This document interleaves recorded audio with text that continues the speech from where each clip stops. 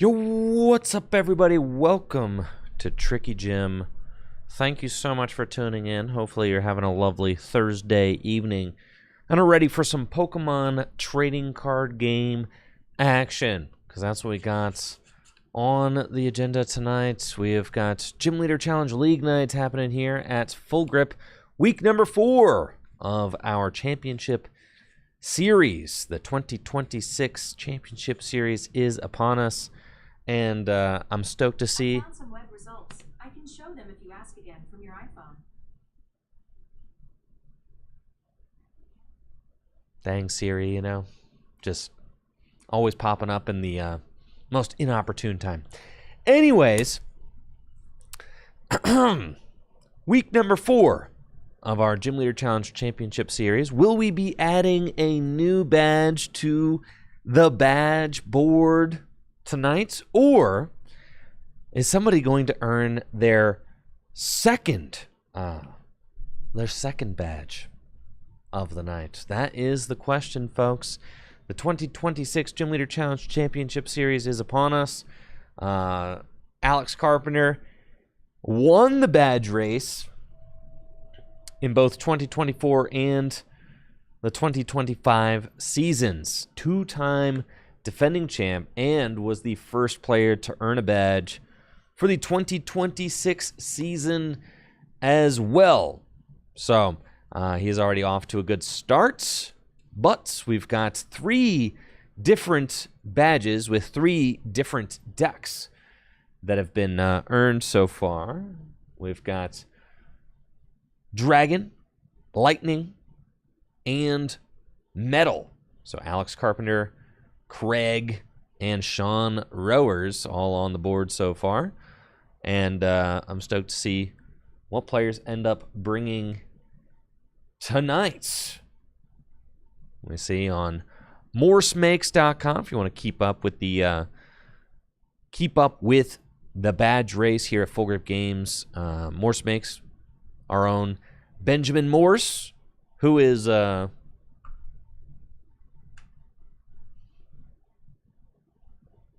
right there.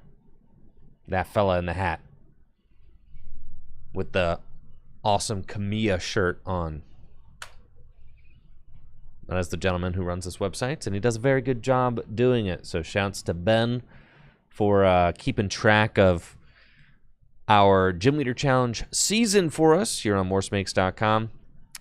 Every time you win at fullgripgames.com GLC League, you earn a badge, except unless you've won with that type already this year. You cannot earn duplicate badge types at Full Grip Games. The goal is to try and win with all 10 different types in the Pokemon TCG by the end of the season. The season resets in mid-July. And thus far, the furthest that players have gotten is 8 badges. Both this year and last year, 8 badges was the most that any player was able to earn. But still good enough to win the season altogether. Is earning 8 badges is a lot. What? There's only 52 weeks in a year. You win. If you win 10 of those, that means you're winning like almost a fifth. Like 1 out of every 5 GLC League nights, you are winning personally. So that's like a lot. It's a lot to do. It is tough, especially with a Gym Leader Challenge League as competitive as the one that we got here at Full Grip Games. Speaking of competition at Full Grip Games, we've got the Mega Evolution 6K $6,000 cash doubleheader to celebrate the release of the upcoming Mega Evolution set, taking place on release weekend. That is September 27th and September 28th.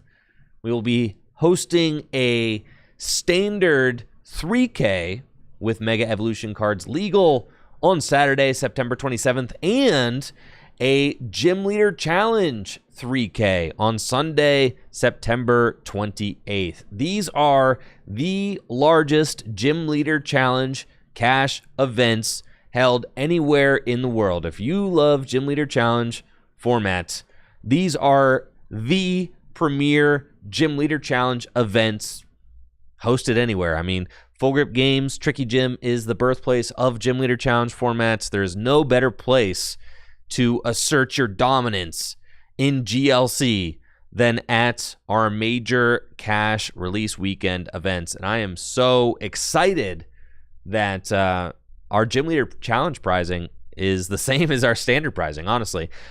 We've had just over 100 players at our Journey Together release weekend events. We had just under 100 Gym Leader Challenge players at our Destined Rivals release weekend event. So hoping for another fantastic turnout for the Mega Evolution 6K. This is the weekend after the Pittsburgh Regional Championships. So if you happen to be making a trek out to Pittsburgh, it's only a 2-hour drive west, okay? To get to lovely, beautiful Akron, Ohio, you can make a weeks-long Pokemon adventure out of it, playing the Pittsburgh Regional Championships. Come up to Akron, play in our standard league night on Wednesday night, GLC league night Thursday night, and then we've got I think we've got like a retro side event happening Friday night, the night before the 6K.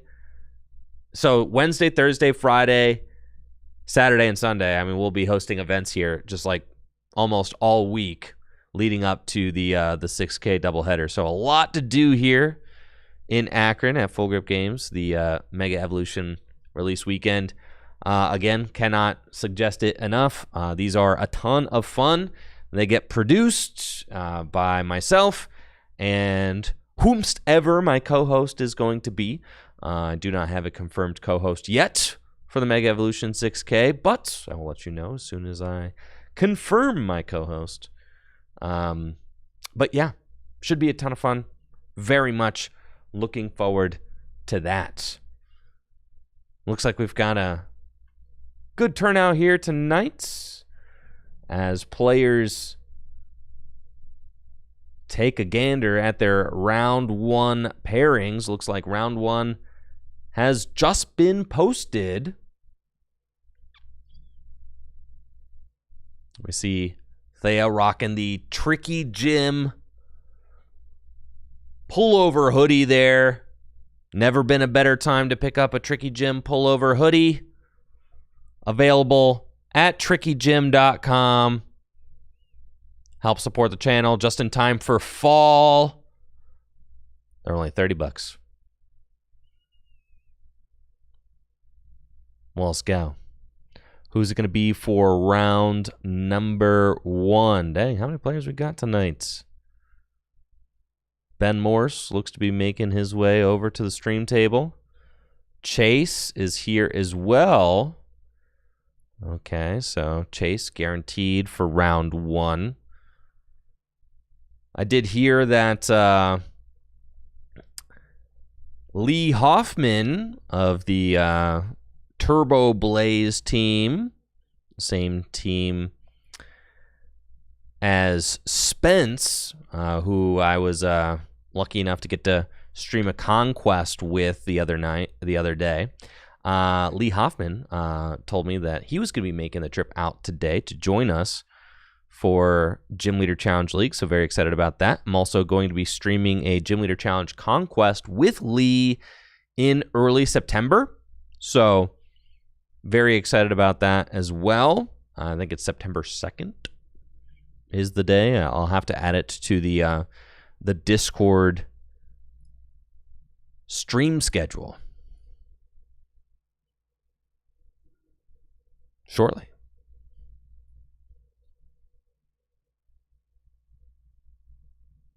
I've decided that for content lately, and I do see some questions there asking, why have I not been streaming Standard League lately?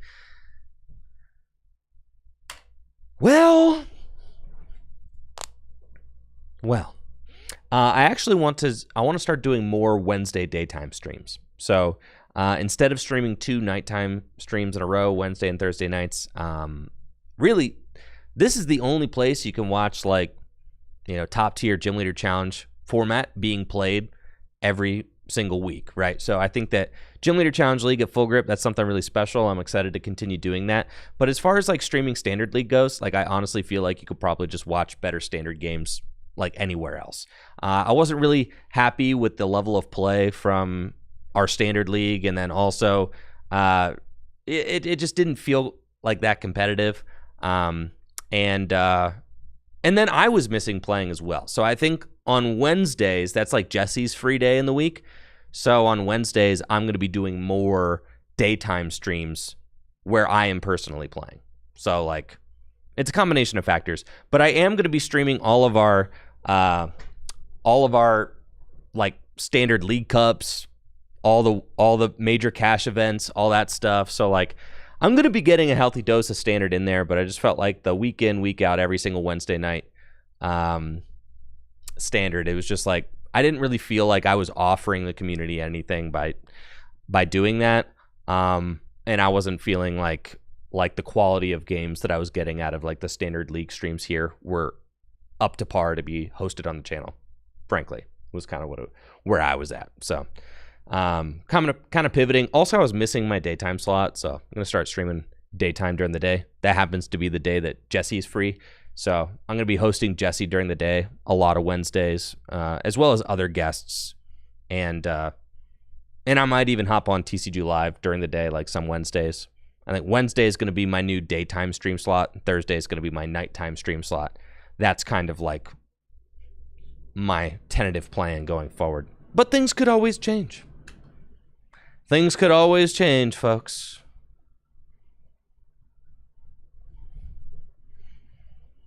I'm still figuring things out.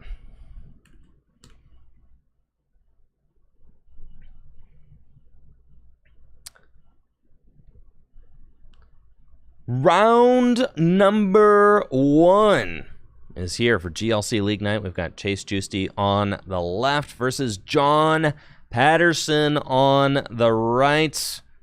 Very excited to see how this match goes. Two high-quality players that I expect nothing but greatness from. Looks like we've got Chase playing first. He is playing colorless, gets an energy drop. Looks like maybe onto Hop Snorlax. He's got Fire Energy and Fairy Energy in his deck, which is interesting to see. There are definitely some colorless builds that are running both Fire and Fairy Energies, and the reason for that is that you can use Crispin to accelerate 2 energy into play during a turn. We'll attach 1 bonus energy and then attach from hand. Or you could play Mina, which searches your deck for a Fairy Energy and attaches it to one of your Pokemon. Or you could play Raihan to accelerate one of those from the discard pile. So a bunch of different options available with the Fairy and Fire Energy both featured in the colorless deck. John is playing Psychic, it looks like. And my God, has a turn 1 Galarian Articuno. That is absolutely insane. Galarian Articuno has got the Cruel Charge ability, which allows you to attach up to 2 Psychic Energy from your hand to Galarian Articuno when you play it from your hand to the bench. John doesn't have a whole lot going on in his hand, but he did have the turn 1 Psy Laser. He opened Wobbuffet, decided to move the Wobbuffet out of the active spot, breaking that Bide Barricade lock, which would have prevented Chase from using any abilities so long as it's in the active spot. And it looks like Chase is thinking about just using Mallow and Lana, which I don't hate. You could just heal this Hop Snorlax in the active and wait another turn. You know, you've committed both energy to it at this point, so I kind of like that from Chase. You know, Chase committed that second energy to the Hop Snorlax real early on in this turn. And it's also interesting that John decided to target the Snorlax. Instead of taking a knockout on the Cramorant, John decided to use Psy Laser to hit the Snorlax. The reason for that is dynamic press makes it so Snorlax does 80 damage to itself. So essentially saying like, oh, well, you know, the Snorlax would knock itself out. But I think that Chase should just use Mallow and Lana here and heal this Hop Snorlax. Absolutely. So I would discard the Muscle Band and the Hex Maniac would be the two that I would discard. And then next turn you can go from there. I do not think that Chase does have the Hop's Choice Band in his hand, so he can just take a knockout right now, but he would knock out his own Pokemon too, which is extremely risky. But it looks like that's what he's going for, so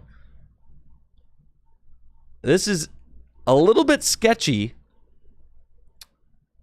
This play is a little bit sketchy. I kind of like John Patterson has no board state whatsoever. Absolutely none. So I'm almost, you know, I'm kind of in a position where I'm like, if you just Mallow and Lana the Hop Snorlax to the bench and just chill, you're kind of fine, right? And then you just wait. And then, like, what does John do? John's not doing anything. He's got a counter energy on his Galarian Articuno, a Wobbuffet, and nothing else. John also did not play a supporter from his hand. So you know that John does not have a supporter and can't really, like, move from here, right?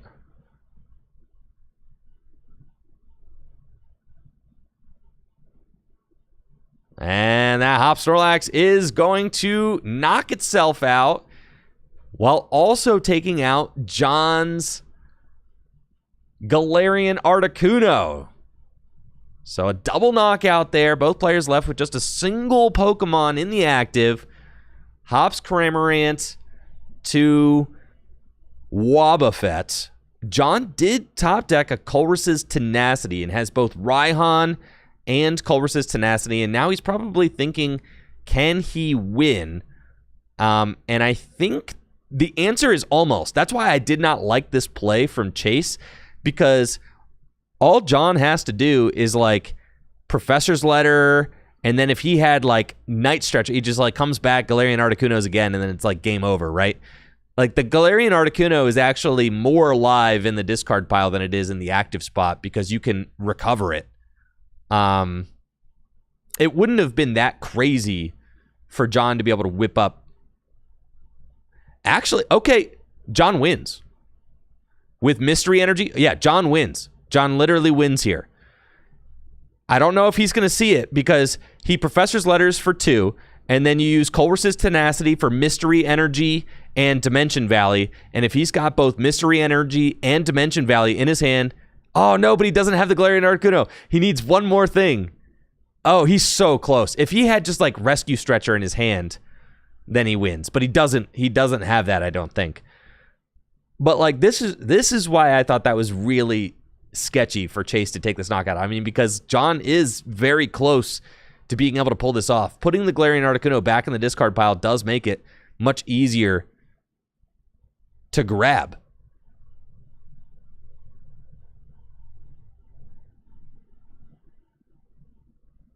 And accelerate energy back onto. All right, so John's got Raihan. Can Raihan attach Psychic Energy from the discard pile to Wobbuffet?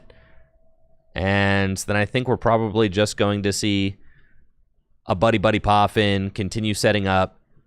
John can go get, like, Ralts and Kirlia off the Buddy Poffin, and that's not Ralts and Kirlia, Ralts and Xatu off the Buddy Poffin. And that is where we're going.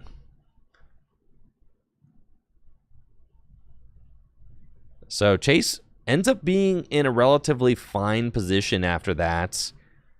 But it was close. John was one card shy of the win right there. If John had a Rescue Stretcher or Night Stretcher in his hand, he would have just won the game outright. Instead, we've got 2 energy on Wobbuffet now. Psychic Assault for 10. And Chase stacked Guzma and Hala on top of his deck last turn with Cypher Maniac. And now we can see, like, Chase is in a little bit of a weird spot, right? And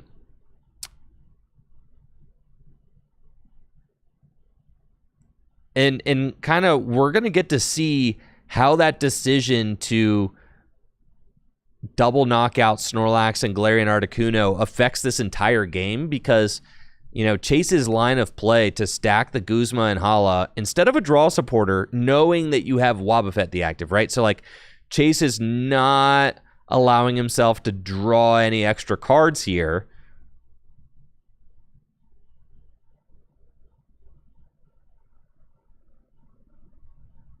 Does get Artisan in play, which is going to help him get Pokemon out, but he's stuck at kind of getting just one Pokemon at a time, right? Like, you can go get Fan Rotom, but you weren't able to Fan Call on turn 1, so Fan Rotom is the choice here. Still a very sparse-looking board, though, because it's just Fan Rotom and Cram, right? You've got U-turn board can go to Cram, Powerful Colorless Energy to Fan Rotom. I mean, Fan Rotom with the Muscle Band. Wow, okay, that actually is a knockout. That is pretty intense. I did forget that Chase had the Muscle Band in the hand, and now this play is looking genius, right? Because the Muscle Band with the Powerful Colorless Energy actually pumps this Fan Rotom up to 110, which is how much HP Wobbuffet has. I just totally whiffed on that. I did not see this play coming. That is actually nuts from Chase. And now I really like this line, actually. And Chase probably saw this math coming, you know, all the way from last turn, just thinking to himself, like, okay, well, I can guarantee the one-hit KO on Wobbuffet, you know, this next turn with a single Guzma and Hala. And all Chase really needs is 1 energy on Cramorant.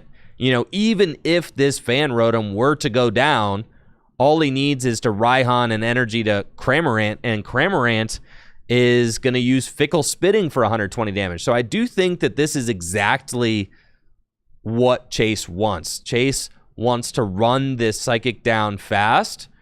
And now that I've kind of seen where this line has gotten him with the one-hit KO on Wobbuffet from Fan Rotom, I'm definitely starting to believe in this line that he's taken, and excited to see how it plays out. This colorless deck likes to be fast and aggressive. You've got Fan Rotom, which is like your best early attacker in the deck, as its Assault Landing attack only takes 1 energy with buffs like Muscle Band and Powerful Colorless. I mean, we saw this Fan Rotom hitting for over 100 damage is pretty nasty. The only requirement is that you have a Stadium card in play, and of course Guzma and Hala gets all of that. Gets the Artisan, gets the Powerful Colorless Energy. So a perfect little combo there to get this Fan Rotom going. Meanwhile, John has to kind of figure out what he is going to do in response. And it looks like he Artisaned for Mimikyu, and Mimikyu can actually copy this Fan Rotom's Assault Landing. And it looks like John is going to use Raihan to get an extra energy attached to Mimikyu. And with Dimension Valley, John may be able to decrease this Copycat's attack cost to just 1 Psychic. Dimension Valley is an incredibly powerful Stadium card, making it so that Psychic Pokemon's attacks cost 1 colorless less. And this would be exciting if we just keep batting back and forth like this. Mystery Energy to Natu, retreat into Dimension Valley, and here comes Copycat. Retreat into Mimikyu, Dimension Valley, Copycat, Assault Landing for 70 damage, and John has tied this game right back up at 4-4 prizes. And now Chase again has to kind of figure out, like, how am I going to continue going tit for tat here? How am I going to continue swinging blow for blow? Raihan is going to get Cramorant to attack. So, like, that is key, right? Raihan onto Cramorant. Cramorant's incredible. Fickle Spitting, 120 damage for just 1 energy. If your opponent doesn't have 3 or 4 prizes exactly, then the attack does nothing. But for the next 2 turns, John's going to have 4 and then 3 prizes. That's if John takes a knockout. This Cramorant could just steamroll this game at this point, because John has really thrown a lot of effort and resources into going toe-to-toe with Chase's aggressive strategy. And now Chase has been able to pare his entire hand down using Palpad to shuffle Raihan and Guzma back into the deck and use Raihan to go search out Quick Ball to get a Rangaroo. And this is like a really strong play from Chase. I'm loving this, because the biggest problem with Chase's board right now is that he's got no stability, no draw power, no nothing, right? And instead of just going and searching out like the backup attacker and just hoping for a good top deck, Chase is saying, nah, I'm going to set up a Rangaroo and then just continue using Instruct to churn through my deck. And he found Night Stretcher here, which could allow him to get the Hop Snorlax out of the discard pile and get that guy into play, which I don't hate. It does buff the Cramorant if you want to do that. But also waiting is fine too. I don't think that there's anything wrong with that. So Fickle Spitting, going to dole out 120 damage. Now Chase is raced all the way down to 3 prizes left.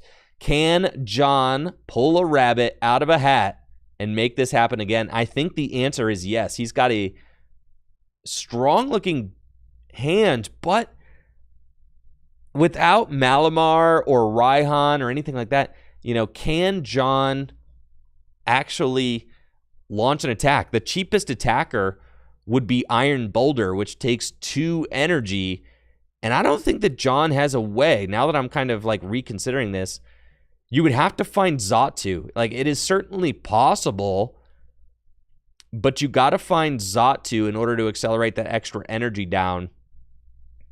He's got the Level Ball, which can go get Kirlia, which is obviously a great start. Kirlia is the backbone consistency engine of the Psychic deck, with its refinement ability, allowing you to discard a card from your hand and draw 2 cards. Kirlia, of course, evolves into Gallade, who is also a consistency Pokemon with its Buddy Catch ability, allowing you to tutor out a supporter from your deck every turn, and can also give your opponent a Swirly with the Swirling Slice attack, which does 160 damage and allows you to move an energy from this Pokemon to one of your bench Pokemon.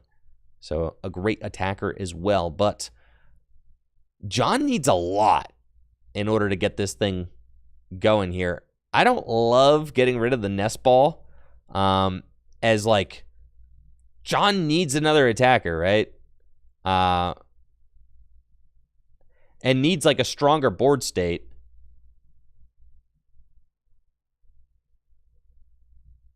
So I don't love getting rid of that.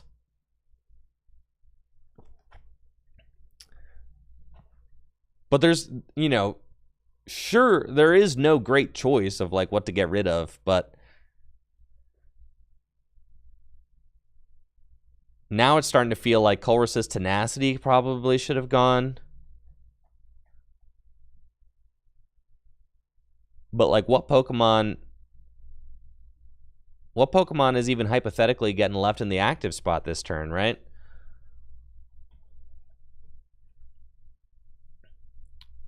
So Iron Boulder getting fetched out thanks to the Artisan that John found off of the refinements. And then Colress's Tenacity is going to be the supporter for turn. John can go get Recycle Energy and Horror Psychic Energy and a Stadium card, but I don't think that there's a Stadium card left in this deck. So this supporter is literally just fetching a single energy.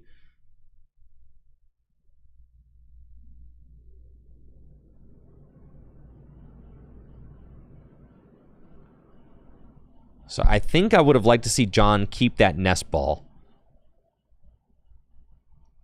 And John is just trying to deny a prize by sending up the boulder. And this feels absolutely horrible because we know Chase has got Night Stretcher in hand. So that means that Chase can actually just go retrieve the Hop Snorlax from his discard pile. And Hop Snorlax has the extra helpings ability. And this is what I was talking about. I think this Hops Cramorant is just going to be able to steamroll the rest of this game. So long as John is stuck on 4 prizes, this Hops Cramorant is eating so good. Fickle Spitting can get boosted all the way up to 150 damage with Chase using the Night Stretcher in his hand.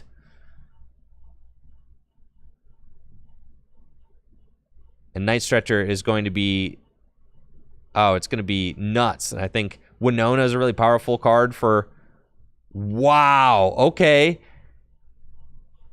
Boss's order is bringing up Kirlia, and Chase actually saving the Night Stretcher. I like this play too. I think that I see the vision here. Chase going down to 2 prizes remaining, and I like what Chase has done, saving the Winona in hand and the Night Stretcher. So now, if this Cramorant gets knocked out, Chase can just use Night Stretcher and bring the Cramorant back. Maybe use Winona to go get Bibarel and Squovit, and then draw a ton of cards. So I do like this, as even if Chase does sacrifice the Cramorant to the Iron Boulder, he'll be able to come back with it next turn with the Night Stretcher. Also, taking out the Kirlia from John's board just fiercely weakens his board state, as Kirlia, like I said just a turn ago, is the backbone of this Psychic deck. John finds Evo Soda, so he can evolve up into Xatu. He's got Xatu with the Clairvoyant Sense ability. Can accelerate an extra energy into play and allow you to draw 2 cards. Notably, John did not play Iono or N. He's got them both in hand right now. Did not play either of those. Ended up using Avery for turn just to draw 3 cards. I didn't see if he drew into the Iono and the N off of the Avery. So no hand disruption this turn from John. And in order to attack with Iron Boulder, he will have to match hand sizes. Not always the easiest thing to do. Let's see. 5-5, and Adjusted Horn is good. 170 damage. John goes down to 3 prizes, and the game is not over yet. However, Chase does have a good play to back this up in his hand. We see him kind of eyeing up his discard pile. He's got Night Stretcher. Can use Artisan to go get yet another basic Pokemon out of his deck. Artisan has been getting a lot of mileage this game as both players played it. And off the Artisan, looks like Chase is considering Squovit.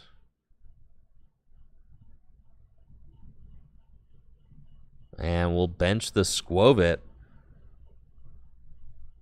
Squovit has got an ability, allows you to put your entire hand on the bottom of the deck and draw 1 card, which is very good in combination with Bibarel and Oranguru.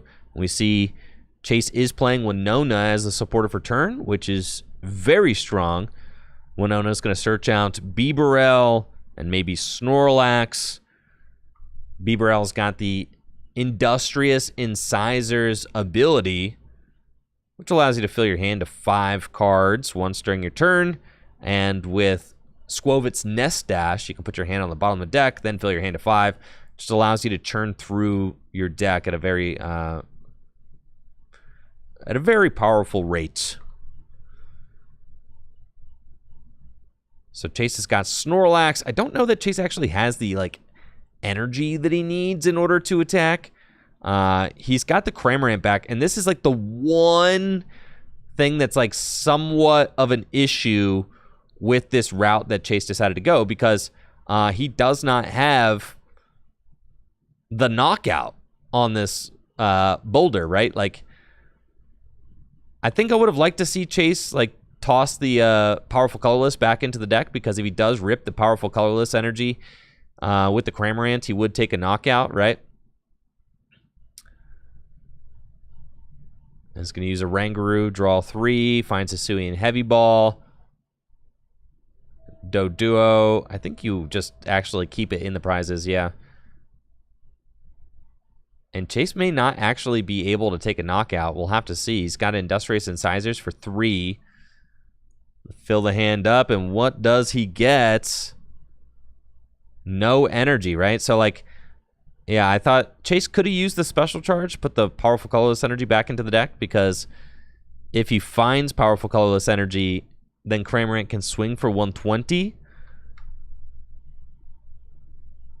You know, I kind of see the vision of what Chase was going for. Obviously, if you can, like, piece it all together, this is kind of like the dream, but things are finally starting to slow down for Chase, which is going to give John an opportunity to claw his way back in this game a little bit. I think that Chase is going to have to probably retreat into the Cramorant and just sack it this turn, which will allow John to go to 2 prizes.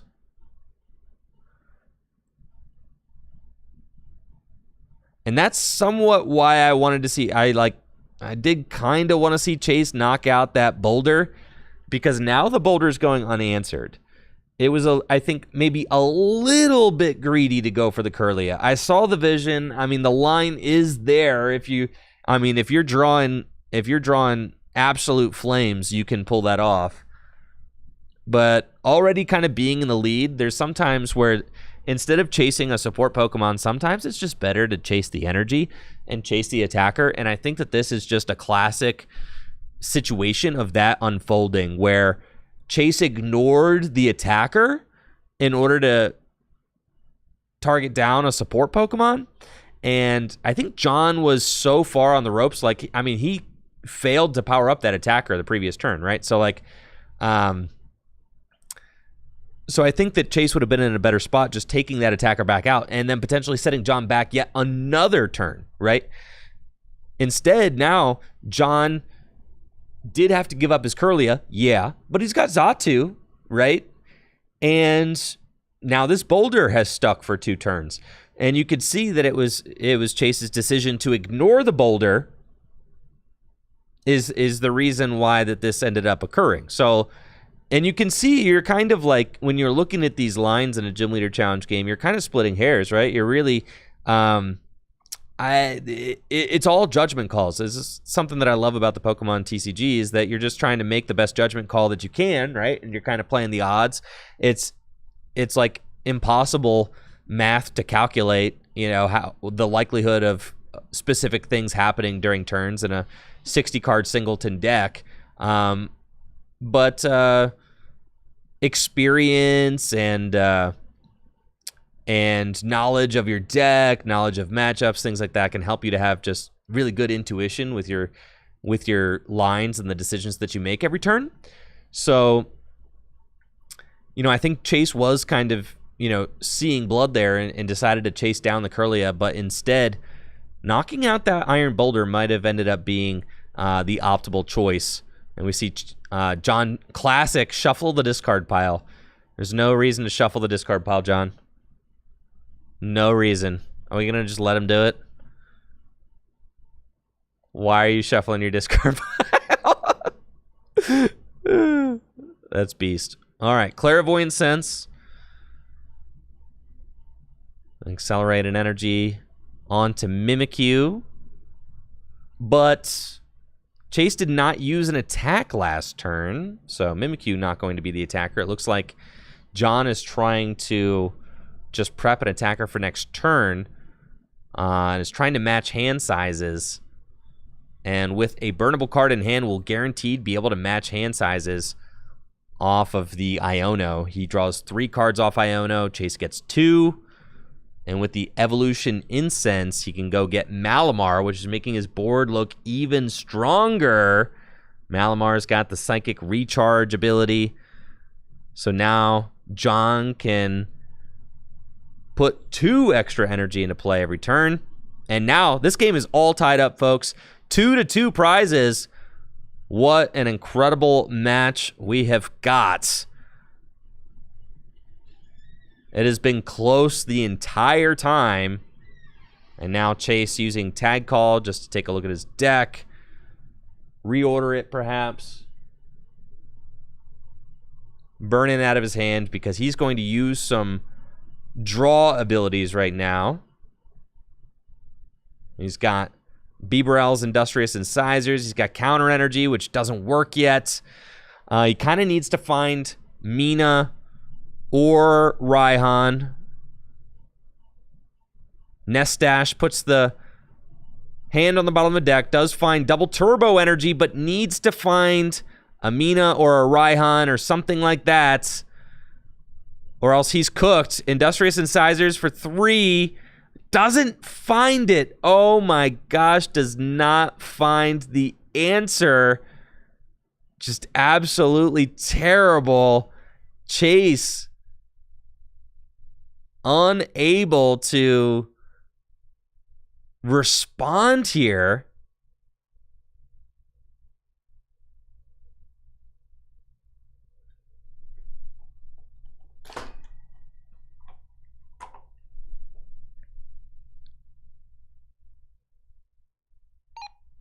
Hey Chase, put the U-turn board, Can you hear me, Chase? Well, let's see. Yo, can you guys hear me down there? Can you guys hear me? Take the U-turn board out of the discard pile. Man.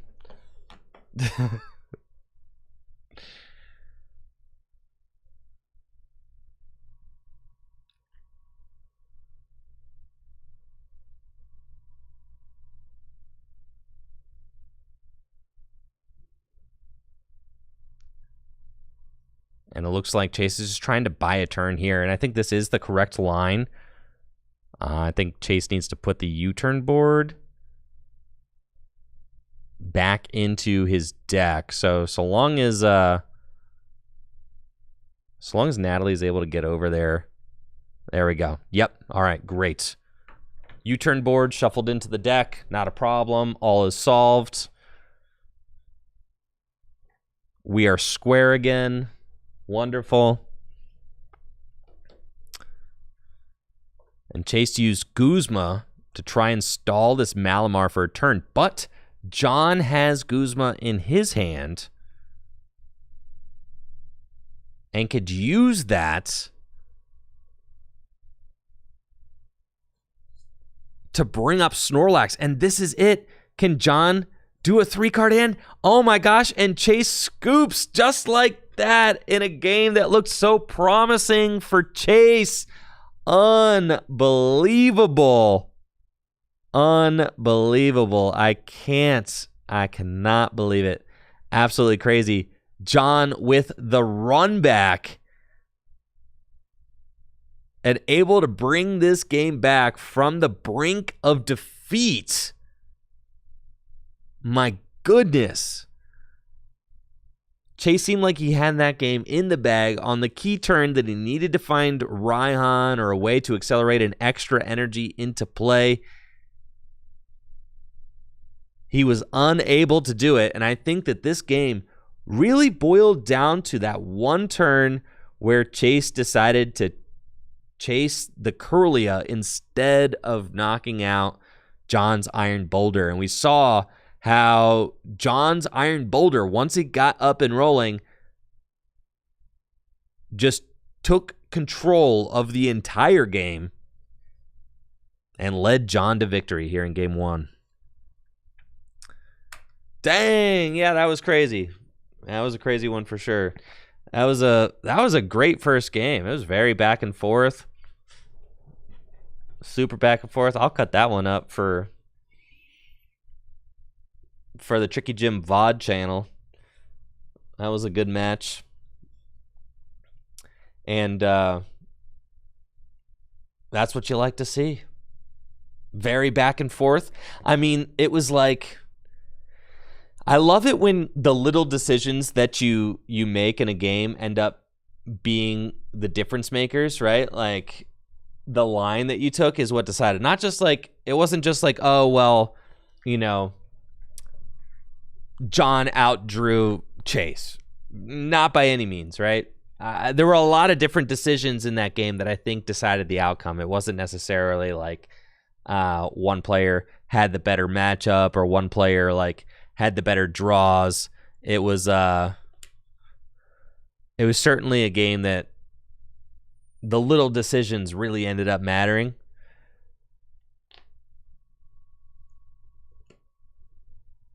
And there were like the two real kind of like the 2 points in that game that I think were like major decision trees were early on, where Chase decided to take the double knockout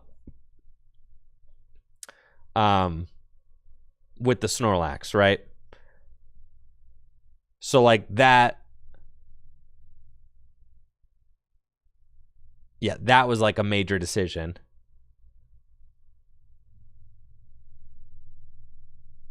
And then the other major decision tree was when Chase decided to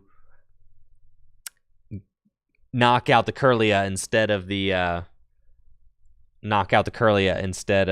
Iron Boulder. That was like another major one. John played well. There was early on, he decided to Psy Laser and attack the Snorlax instead of knocking out the Cramorant. Thinking about that, it's kind of funny because, like, if you're John, right, and you're like, okay, well, I'm going to hit the Snorlax so that it knocks itself out, you could think of it this way, like, I'm going to hit the Cramorant, right, take a prize, and then if Chase, like, comes up and knocks out the Articuno with the Snorlax, you've got Raihan in your hand, and then Wobbuffet can finish off the Snorlax, right, with its attack. So I think that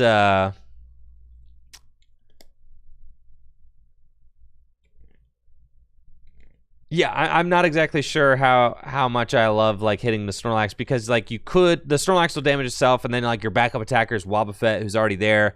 So like if you let the Snorlax damage itself, then Wobbuffet can actually finish it off. But instead what we saw is that like Wobbuffet wasn't able to be effective, really. So like Wobbuffet didn't really get actualized as much, right? So it was an interesting game. It was really interesting. It was really close. Like none of the plays that were made were like bad. And that's what made it such a good game to watch, right? Because, you know, when you have decision trees, there are like levels of plays you can make. That's like, oh, well, like this route, it's like you're on Apple Maps, right? It's like you got 2 ways to get somewhere, and like, oh, well, this way might be just like 2 minutes faster, right? Like this way might be.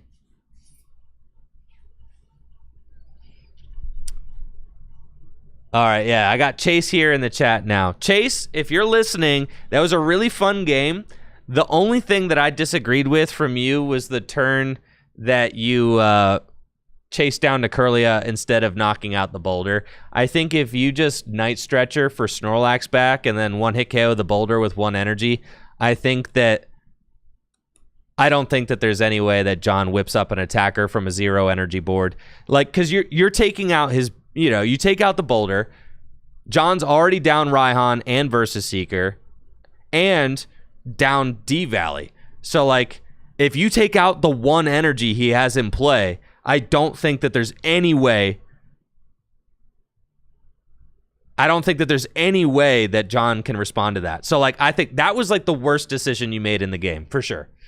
It was, like, going for the Kirlia when you could have just knocked out the Boulder in front of you. And then, like, I'm pretty sure John's board just crumbles and you just win if you do that. Because then Cramorant goes for 1 more turn, right? and then John is just, like, screwed. I mean, John's screwed if you do that. So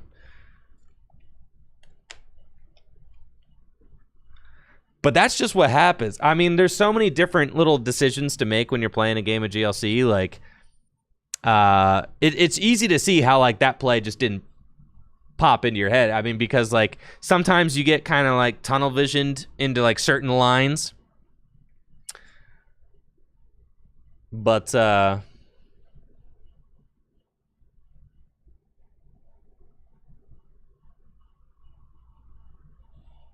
yeah, I mean that happens all the time. So it was a good game for sure. It was a lot of fun to watch. Now, we've got some exciting stuff coming up in the world of Gym Leader Challenge here at Full Grip Games. Not only the Mega Evolution 3K happening on September 28th, but we have also got the Gym Leader Challenge 2025 Full Grip Games Invitational. Everyone who earned a badge at Full Grip Games in the 2025 season received an invite email to participate in the Full Grip game, the first ever Full Grip Games Gym Leader Challenge invite, which I think is a really exciting thing because something that was brought up, you know, for the badge race every year. It's like, okay, well, some players, there are maybe like towards the back half of the season, sometimes there's only maybe like 3 players that are like competitive to win the badge race, right? So then like what other incentive can there be for players to earn badges, right? So we decided that the winner of the season's badge race is going to earn free Gym Leader Challenge entries for an entire year. So Alex Carpenter has free GLC entries for the 2026 season. And he will get a trophy, which is being made currently. And then everybody who earned a badge during the 2025 season gets an invite to the GLC Invitational, which is happening not this Saturday, but next Saturday. So about a week and a half away. And this is the 2023, 2024. Oh, not that one. I want the 2025. Yo, Ben, where's the 2025 badge board, bro? All right, this is 2 years ago. What the heck?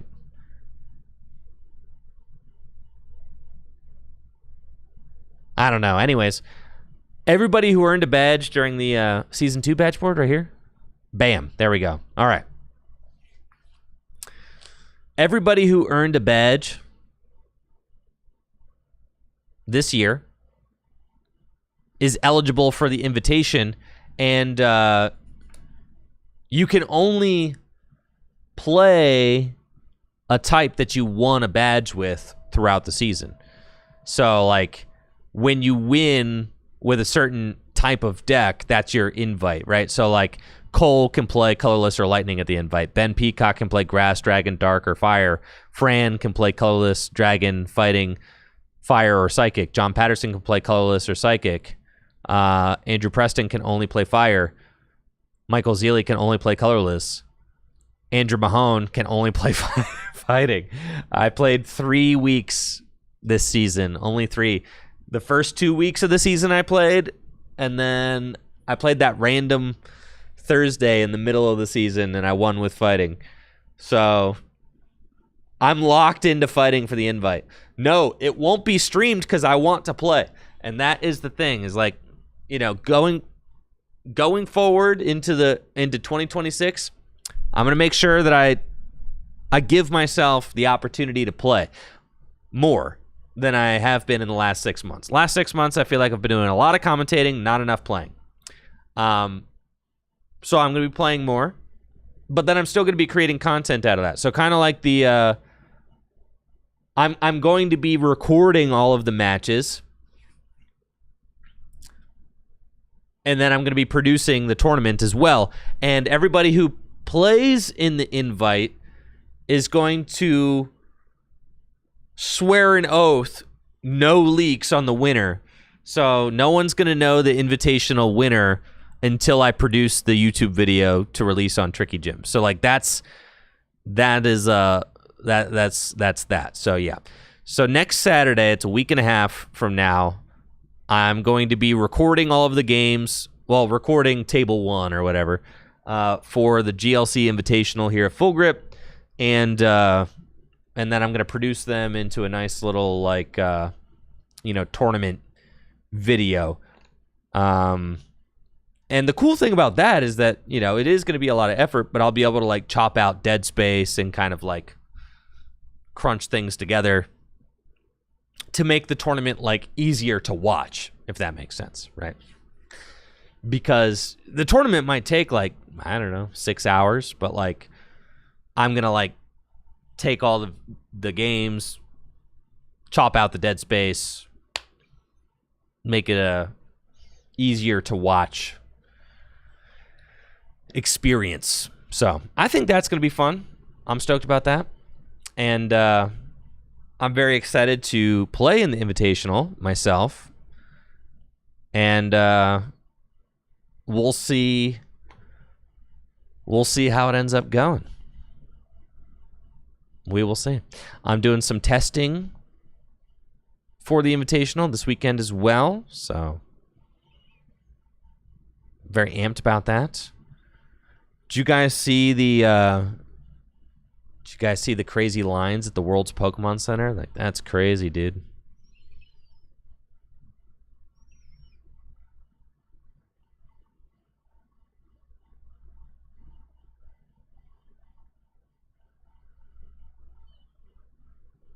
Let's see. Did you guys see all that?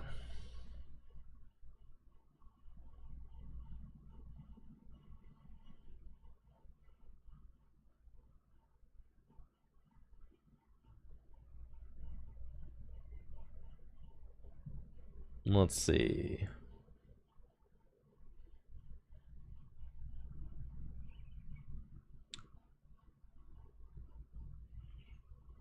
Did you guys see this?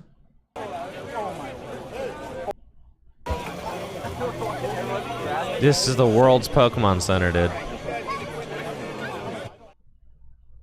Isn't that crazy? Like, dude, just total chaos. Total chaos. That's just completely nuts. That seems crazy, dude. Absolutely nuts. Look at this.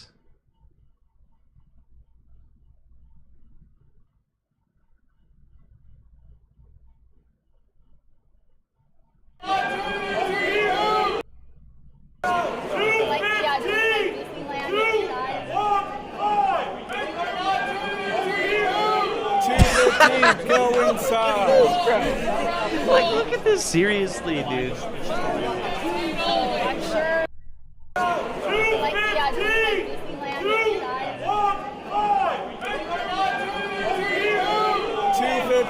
Go inside. Like, bro. Absolutely crazy. And then, of course, I've got my documentary. I've been working on this for over a year.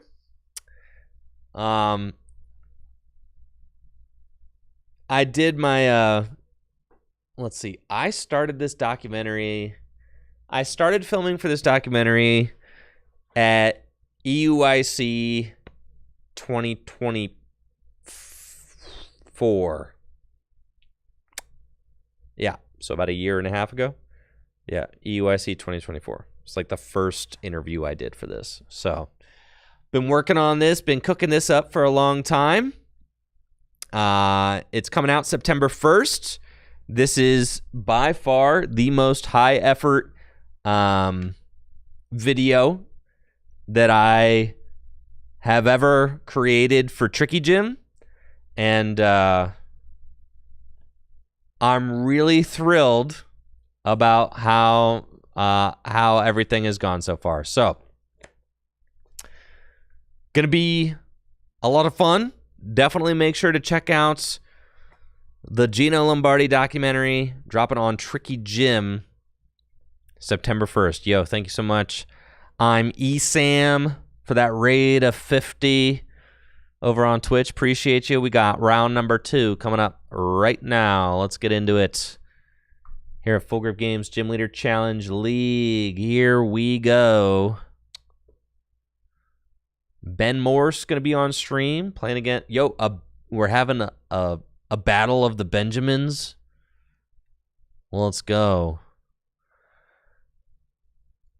Ben Morse versus Ben Peacock. Both players 1-0.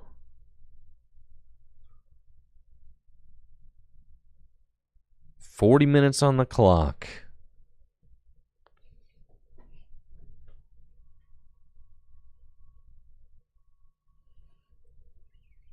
Last Porg says, without spoiling it, what made me want to find out and tell the Gino story? It's a good question. Gino was one of the most divisive people ever in the history of the Pokemon TCG, a very accomplished player who had a lot of people who really loved him and a lot of people who really hated him. And I kind of wanted to find out why. You know, it's not everybody who has allegations like what Gino has, who like people really like and will defend to the end of the earth. And it's like, you know, I had heard a lot of really heartwarming stuff about Gino, but I'd also heard some pretty crazy stuff about Gino. So I felt like he was going to be a really interesting person to do an interview about, to do interviews about, and to tell a story about, because it seemed to me like he was an interesting and complex character. And the further that I got into it, I found that my suspicions were correct, and he is a really interesting person. And I think he's a very multifaceted individual, and he is just one of the game's, like, you know, historically, he is also just a very accomplished figure in the Pokemon TCG. So, like, I kind of wanted to, but I feel like his legacy was something that was like kind of mired in controversy. So I kind of wanted to get to the bottom of it and figure out, like, is his tarnished legacy, does it deserve to be tarnished, right? Like, you know, what should his legacy look like in the Pokemon TCG? Is the 2008 U.S. National Champion, you know, 2008 World Semifinalist, multiple-time regional champion, multiple-time state champion. Like, you know, to me, it's just really, really, really interesting. So, and that's the thing, is like, if I'm interested, like, I was genuinely interested in like, I became obsessed with it, like, really. Yeah, I traveled all over the place. I drove to Rhode Island. I drove from Akron to Rhode Island twice. Met with Gino 3 times. Met with some of his teammates. Met with some of his locals. Oh yeah. Met with like a lot of people who played during the same time as him. All right, here we go, folks. Round number 2 is underway here at Full Grip Games GLC League Nights. We have got Ben Morse on the left with what appears to be his Special Waves Wailord deck against Ben Peacock with Dragon. Ben opening with the Tatsugiri, which is one of the strongest openers in the deck. It's got the Attract Customers ability, which we see Ben taking full advantage of on turn 1. Allows him to look at the top 6 cards of his deck and take a supporter he finds there, put it into his hand. So he's going to choose Clara. Not the strongest opening supporter, allowing you to get energy and Pokemon back from the discard pile to your hand. But then we'll use Trainer's Mail, and does find Mysterious Treasure off of the Trainer's Mail, which I'm sure Ben would like to play to maybe go get an attacker online, because right now he's just got the Tatsugiri, but no attacker to speak of. So Going to use Mysterious Treasure to discard Clara and go get Pokemon out of the deck. And it looks like Ben's going to be eyeing up that Raging Bolt. Raging Bolt is one of the strongest basic attackers in Gym Leader Challenge format. One of the reasons why it's so good is that it can chase down threats on the opponent's bench before they have an opportunity to evolve up with that Thunderburst Storm attack. Does 30 damage to one of your opponent's Pokemon for each energy attached to Raging Bolts. And Ben is getting started right here with a Max Elixir hit off the top of the deck to accelerate that grass energy onto the Raging Bolt. But I don't think that Ben actually has an energy in hand. That would be a very scary thing to be eyeing up if he did. But it looks like Ben does not have an energy, so it's just going to be that one energy attachment. One thing to note is that this Phoebus does have an ability, which makes it so that it can't be targeted on the bench. So it does have some bench protection built in. Just last week, Ben was playing against an opponent who tried to use Raging Bolt to, I think it was Dylan, tried to use Raging Bolt to snipe down Phoebus on the bench. Oh no, and Ben just has to attach to Phoebus and pass, and Culverus's tenacity should make it so this game is over. All he has to do is go get Double Dragon Energy and attack with Tatsugiri. Surf for 50. And that's it. Ben Peacock emerging victorious here in game number 2 because Ben bricked Battle of the Benjamins. Ben Morse fallen to 0-1. Still unable to get a badge so far in the season. Not that one loss automatically disqualifies you from winning the league night. That's not necessarily the case. There are 18 players here this evening. So with 18 players, we're going to have 5 rounds, and things can always get a little bit funky when you have 5 rounds. We see Lee Hoffman is here in the house playing against Hunter. Lee won the Dragon Mirror round 1. Is now playing against Hunter. I'm interested to see what Hunter has got today. I wonder if I can tell. Can't quite tell what Hunter has. But Lee made the trip out here from Pennsylvania, so excited to have him present today. 18 players, so solid turnout. 5-round tournament we've got. Peter rocking the hood up. Love that.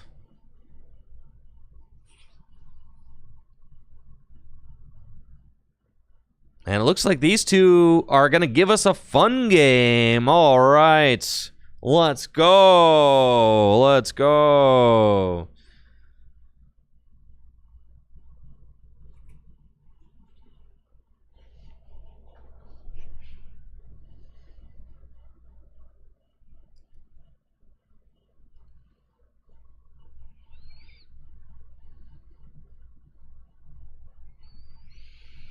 You'll love to see it. Looks like in this fun game, Ben Peacock is going to give us grass. I mean, Ben Morse going with Special Waves Wailord again. I do personally think that the Special Waves Wailord deck is not quite as consistent as I would like it to be, so you know, I think in the last 2 weeks where we saw Ben play the Special Waves Wailord deck. I mean, the Wailord deck didn't really do what Ben wanted it to do on stream both times now. And I think that the deck just has too much going on, personally. I'm not the type of player who would ever really bring the Special Waves Wailord deck to a tournament. I don't think that it's not quite consistent enough for my tastes.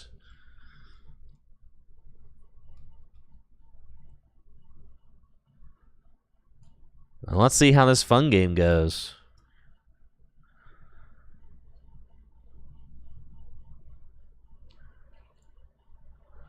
Ben is playing Rillaboom Venusaur.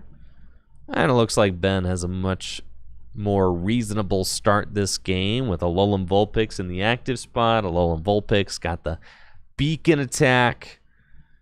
Allows you to search your deck for up to 2 Pokemon.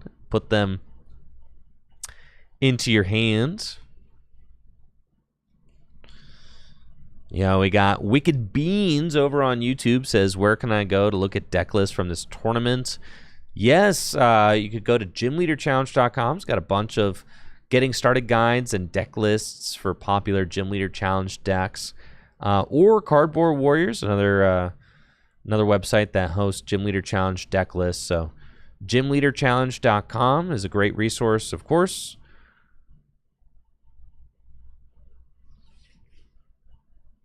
The Tricky Gym Discord, discord.gg/trickygym, is also just the best place to meet up and chat about Gym Leader Challenge format. Lots of helpful people there.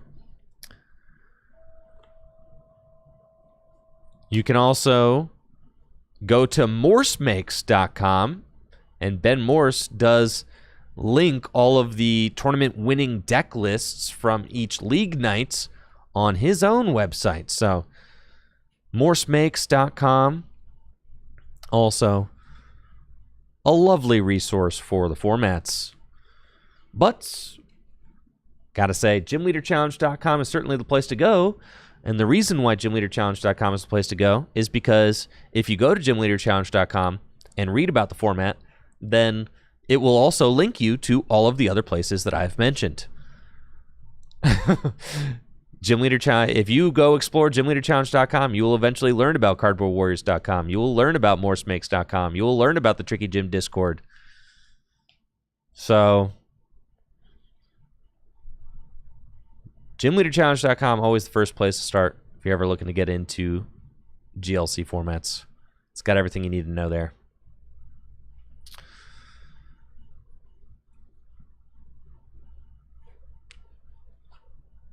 It looks like Ben has got Turfield and then Iono.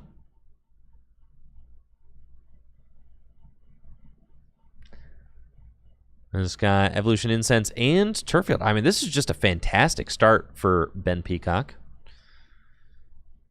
With Turfield, he can go search out Grottle. Grottle can use its Sun-Drenched Shell ability to go search out yet another grass Pokemon from the deck. And we see, I mean, Ben Peacock kind of just popping off here. Getting all these Pokemon established. I mean, this is looking really solid so far for turn 2.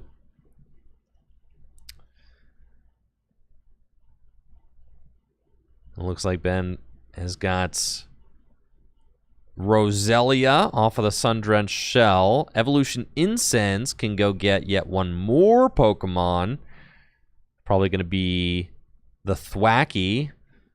Thwacky's got an ability that gives it free retreats if you've got a stadium in play, which he does have. Energy to Grottle. I think I would like to see Ben...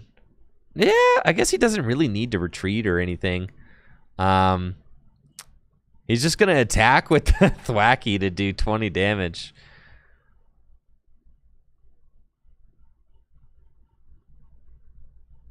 I'm always a little scared to, like, leave Thwackey right there, right? I mean, it's, like, a little scary because it's, like, possible that Ben could attack, right? Certainly not on any time that you've got Drizzile. There's like Aqua Patch in the deck. I mean, it's doable. Not likely, though, so I guess it makes sense. The Thwackey does have free retreat. Ben could have just retreated into the Shaman. Not that the Shaman's going to be getting any mileage in this matchup, but yeah, Ben's got Floatstone in hand. You could retreat into Bulbasaur as well, which is something that I might have liked to see.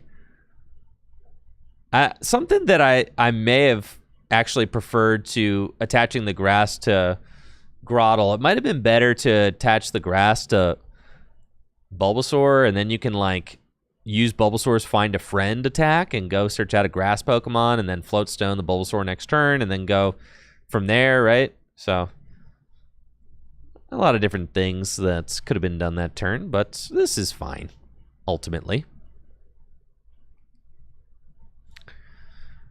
It looks like we're going to see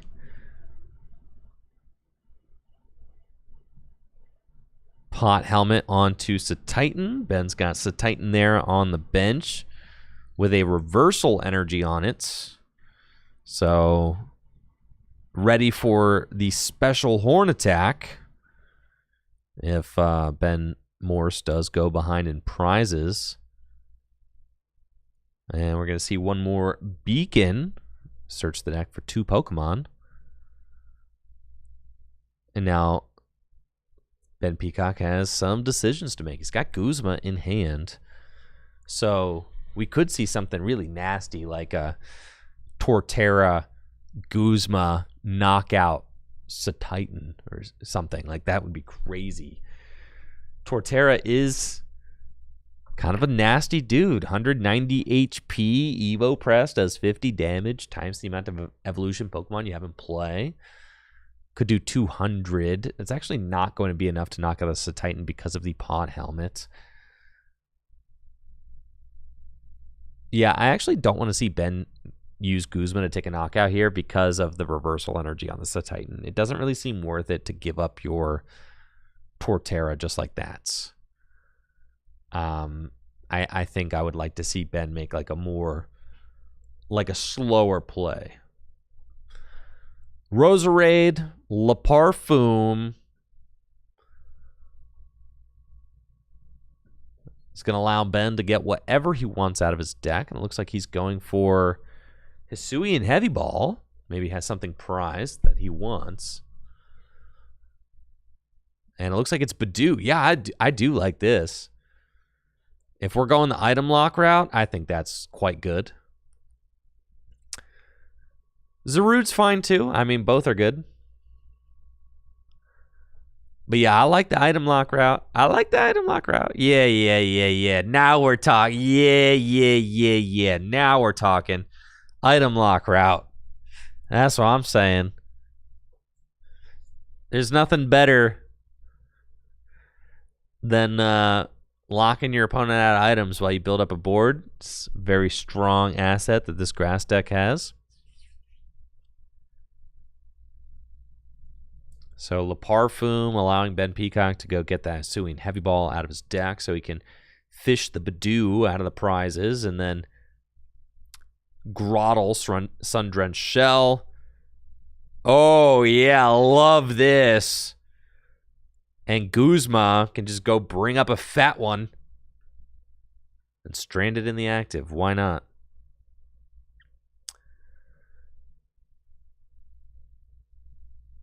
Feels like Whalmer is good. Yep. Because you are actually going to get the 10 damage on the Whalmer, which, could be relevant. It's a nice little play right there. And now Ben's board is looking really scary with the potential to do 200 damage next turn. The only thing that I'd like to see is I'd like to see Ben Peacock get another evolving basic into play. Because if Ben can get, like, say, Bramblin, right, down, and then evolve into Brambleghast, then Torterra can swing for 250 damage. Which just, that's a lot of damage, you know? 250 damage would be enough to knock out Wailord. It'd be enough to knock out the Titan with the pod helmet.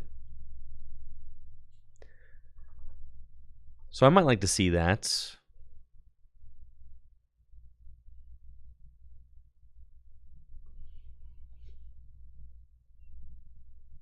Let's see what Ben gets off this Intellion. He's using Shady Dealings right now, but cannot play item cards from his hand because of Badoo's Itchy Pollen attack.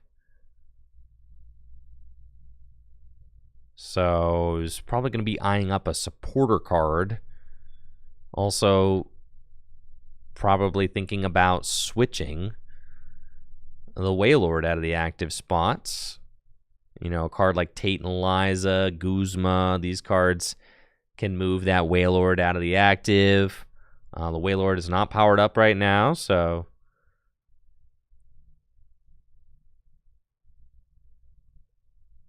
not exactly the ideal Pokemon to have in the active. It looks like Ben is going to get Guzma as one of his trainer cards of choice. Also thinking about Floatstone. Floatstone is a tool card, so it can be played under item lock, which is funny because when Floatstone was printed, it was an item. As all tool cards used to be classified as item cards, but that is no longer the case. That all changed in the Scarlet and Violet block.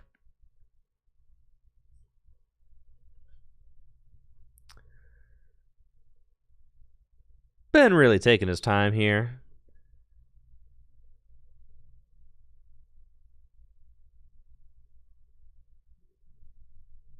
I'm going to grab Guzma and Hexmaniac.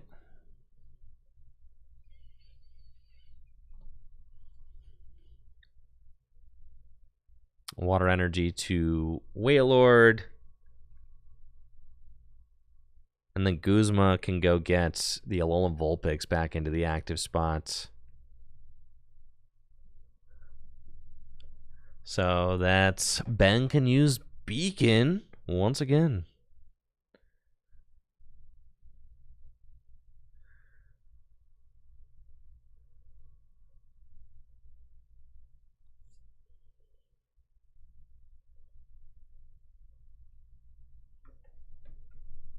Ooh, Ben Peacock has the Field Blower now. Can remove the pod helmets. And research. That is a pretty agreeable research, I gotta say. Discard the hand, draw 7. And I'll expect Ben to get his Stage 2 Pokemon online now. He's got Turffield, he's got Sundrenched Shell, and he drew into the Rillaboom, so we'll just be able to get all 3 of his Stage 2 Pokemon online. And what a beautiful thing. 3 different Stage 2 Pokemon all in play in a singleton format. Love to see it. Venusaur's got the Jungle Totem ability, which makes it so all your basic grass energy count as 2 grass energy. There is a beefed up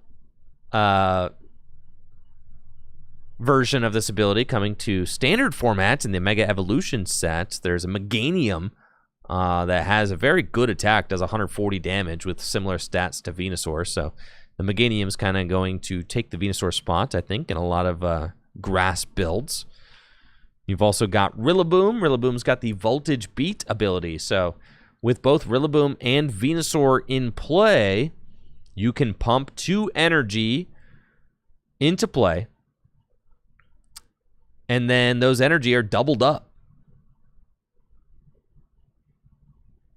thanks to Venusaur. And Ben now going to dive in with Shining Genesect, go on the offensive, able to move an energy to the Shining Genesect with its energy reload ability, and Gaia Blaster for 130 damage. Take the first prize of this game.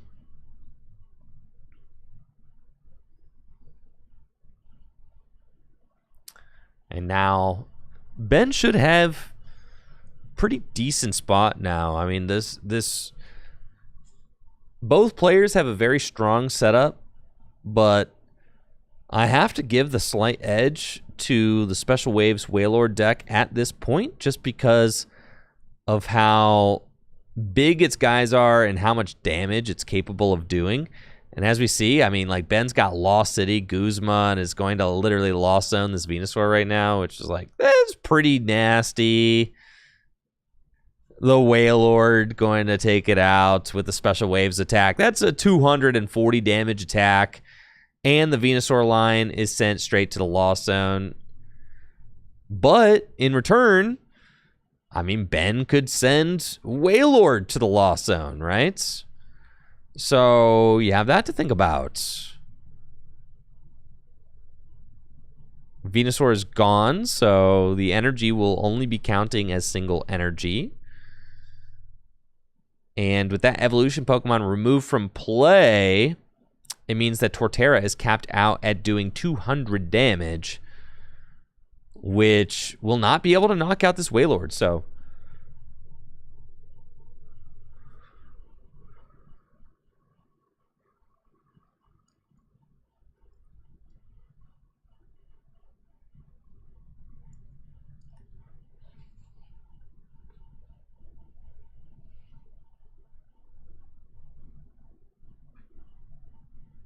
Avery going to force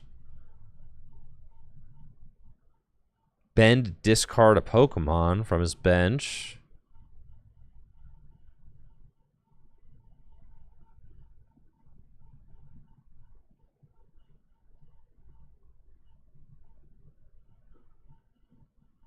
And we'll see a Voltage Beat from Rillaboom.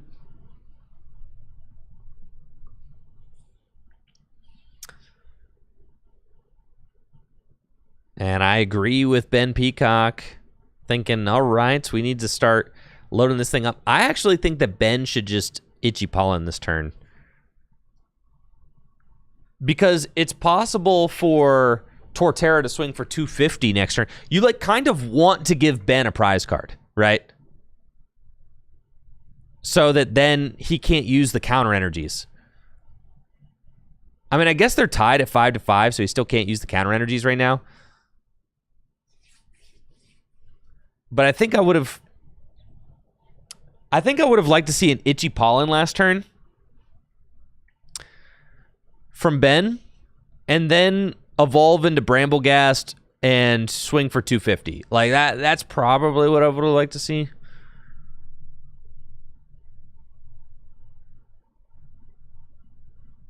Also, I would have liked to see Ben use Scoop Up Net on his Roserade this last turn too, which would allow him to reuse Roserade's Leparfum. That would be super good.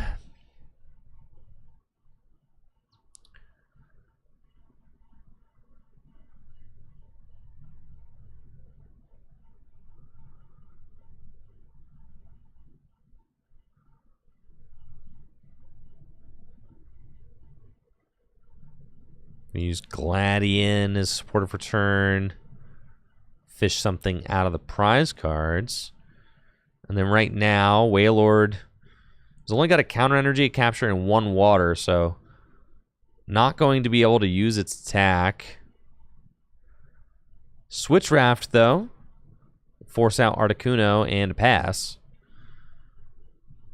And this is how Ben wants to play. Ben wants to play behind on prizes, and then eventually steal a comeback with his big tanky Pokemon. I mean, that's kind of like the concept here.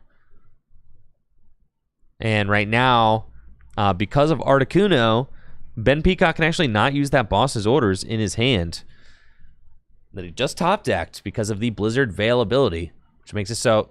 Don't do it, Ben! Don't freaking do it, bro!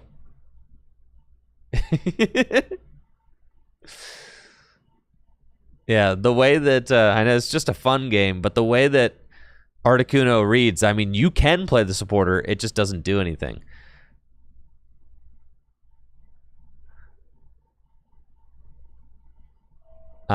Which, you know, is kind of sweet.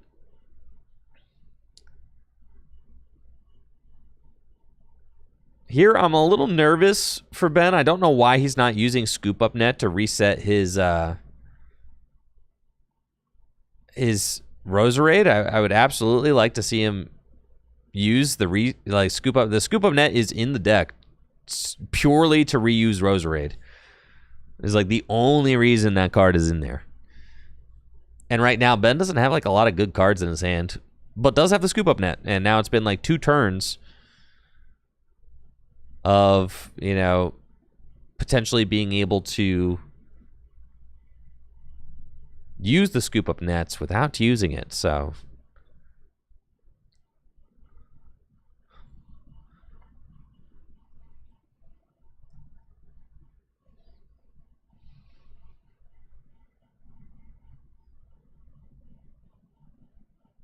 and now Ben has got Swampert online, so can use the Power Draw ability.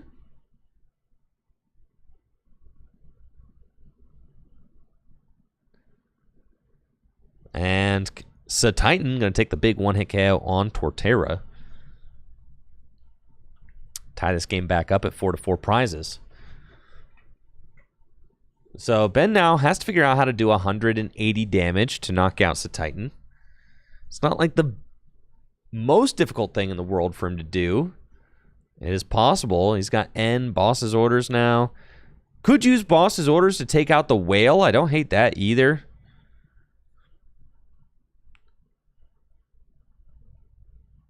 Since the Whale is heavily, the Whale Lord is heavily damaged right now, so this could be the time to strike on that.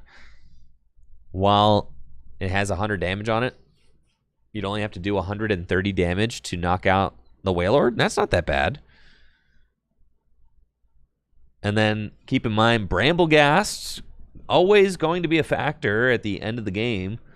Bramblegast got that Resilient Soul ability, which gives it plus 50 HP for each prize card your opponent has taken. So certainly a difference maker.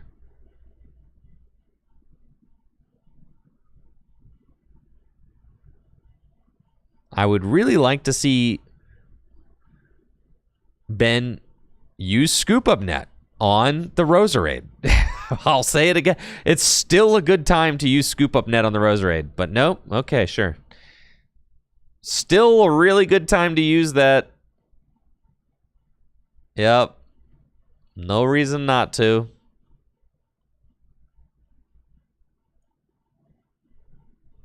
So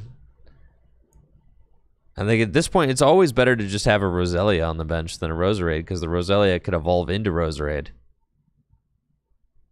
and proc that ability again.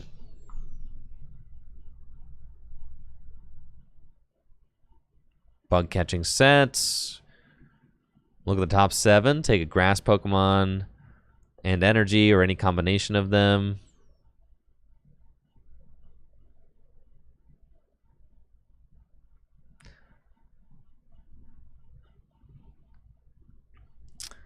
And finds the Bramblegast. I do love getting that Bramblegast online. That feels really good. Ben is going to have to be very wary of the amount of energy that he has available to him. I think that Shining Genesect only does 170 damage here, so I'm not exactly sure. You could have played the Scoop Up Net before the before the end, bro. But all right, I guess this is fine. I do like Ben's decision to Itchy Pollen here. I think this is really heads up, because you want to force Ben into like weird position. You know, if Ben takes a knockout, then like, you know, Ben could attach a water and take a knockout on the Badoo, but then, you know, Ben is sacking a Badoo, and then Ben Morse would lose a Titan. So the 10 damage is also super relevant, because the Titan has 180 hit points with the 10 on it. It will go down to a 3 energy Genesect, because Genesect is only doing 170 damage right now. No, it's not. Never mind. That would be if Venusaur was in play, it'd be doing 170. Right now, it's only doing 110. That's nothing. So I lied. We need literally 3 more energy. That's Venusaur math I'm doing. I'm doing Venusaur math. Venusaur math. I'm sorry. Venusaur's in the Lost Zone. He's there in our hearts, but in the Lost Zone, unfortunately. Ben's got a Drizzile, so it's going to use Shady Dealings. Go get what appears to be Cynthia and Caitlin. No.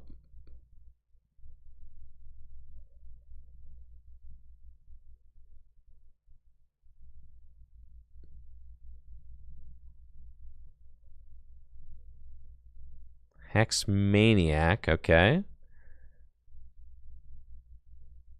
I don't know that this is the optimal time for Ben to use Hex Maniac. I think I would have liked to see Ben save Hex Maniac for maybe a turn where he's trying to knock out Bramblegast. But I do get it. He's probably thinking, like, if I Hex, then my Titan's probably not going down, right? So I like this play. I do. I think it makes sense.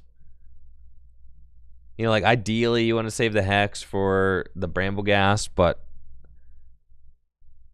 you might not need to. We know that Ben has, like, the Roserade, right? So now not being able to use Roserade is really tough.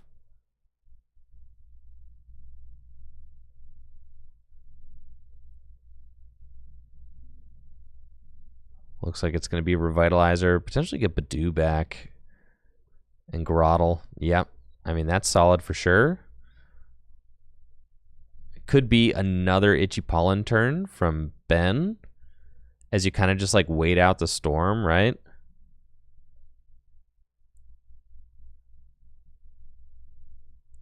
You could just poke with the Shining Genesect.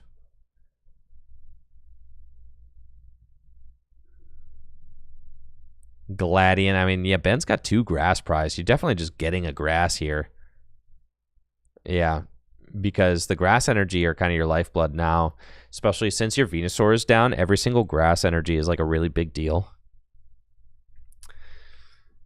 So he's certainly going to want that back. Shining Genesect is doing 110 right now. Not a lot.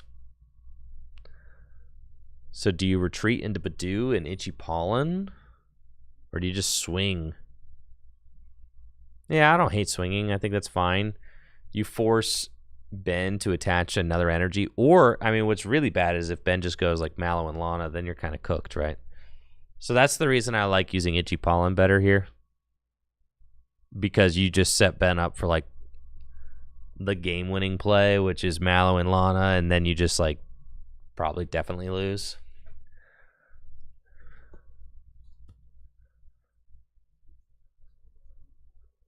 And that is the game plan of the Special Waves Wailord deck. Really wants to. I mean, Ben has the fully established board. Ben should not lose right now because he's got everything that the deck wants to have. He literally has the whole shebang set up. He's got the whales. He's got the Swampert. He's got the Melodic. He's got Intellion. He's got Devolution Spray to devolve the Melodic so he could do it again. I mean, he's got everything. He's got everything going on right now. And here comes the Mallow and Lana, just like I said, which is why I would have liked to see Ben use Itchy Pollen this last turn. Like, I would like to see Ben Peacock use Itchy Pollen because, Ben Morse used Hex, already. So, might not be super easy for him to Hex again.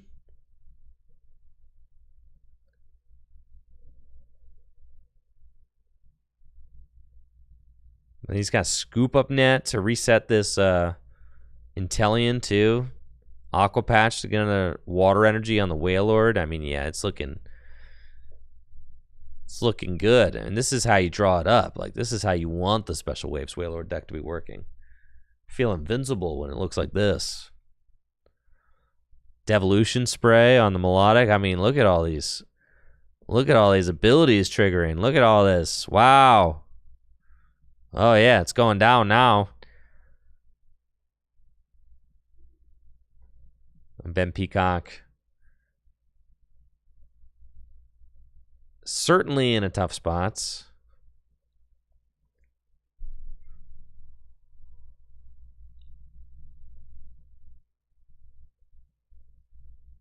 I don't think he has got enough resources left in the deck to really close this one out. At this point, though,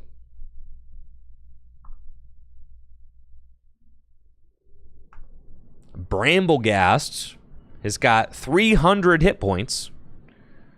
So there's that.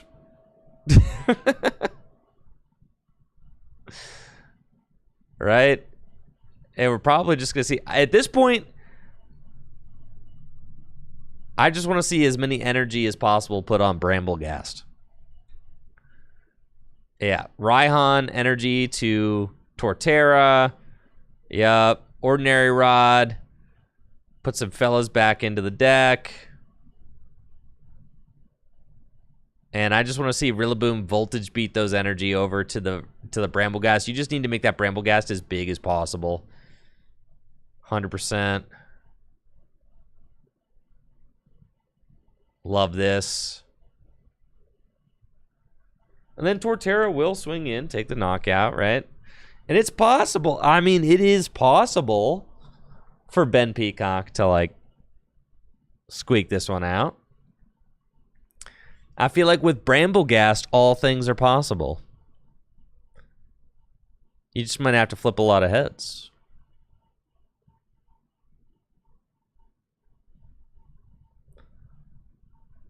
I think he decided he actually wanted a voltage beat for both energy. I'll allow it. And I agree with that. Ben Peacock, that Bramblegast needs to be as big as humanly possible. It's true. Here comes Torterra. Evo Press, 200 damage. We'll take the knockouts. And we'll see what Ben has got. Does have that melodic back, so can use the Sparkling Ripples ability on Malak. Go get a card from his discard pile if he so chooses.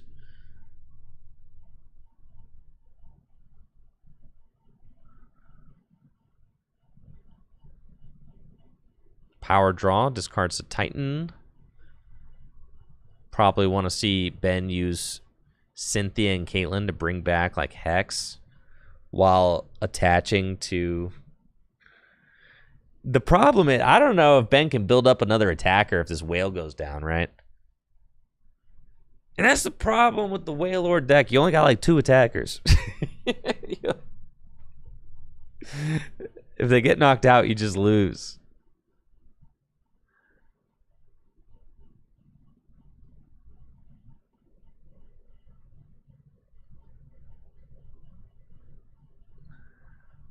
Oh, I got Drizzile.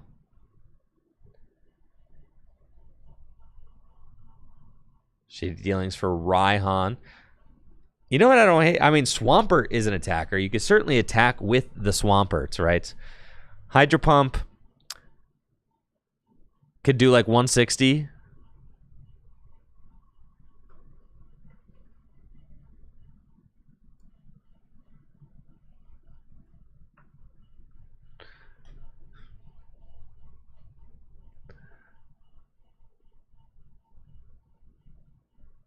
You know, and Ben will have just 1 prize left, so you probably Raihan and energy to the Drizzile. Yeah, and we see that that's the play Ben's going for. Try to set up checkmate with like a Gust attack with Inteleon. Aqua Bullet situation.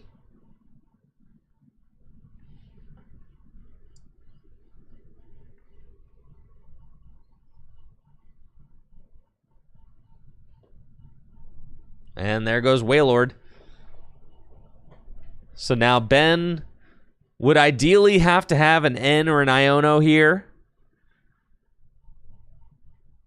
but does not appear to have it, so...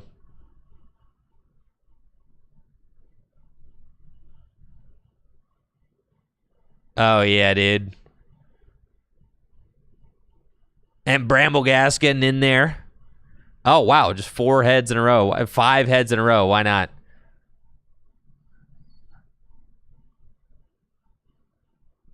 And Bramblegas does the deed. Taking the knockout, but at this point you have to imagine that Ben has Guzma for game. Or Hex or something like that. Right? His Verse Seeker right there, so... Ben might not actually have it. Yeah. Oh, yes, he does. There's Intellion. Does he have the energy?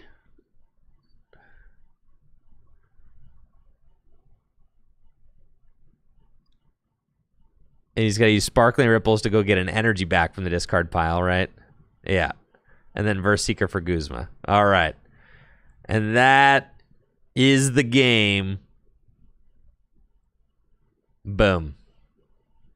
Right? Or Hex. Hex will do it. Verse Seeker for Hex. Bam. All right. And that's our fun game. Fun game. Fun game. Let's go. Good sports. Good sports. Of course, Ben Peacock won that one in a quick turn 2 win. But we had a much more interesting, fun game played for game number 2.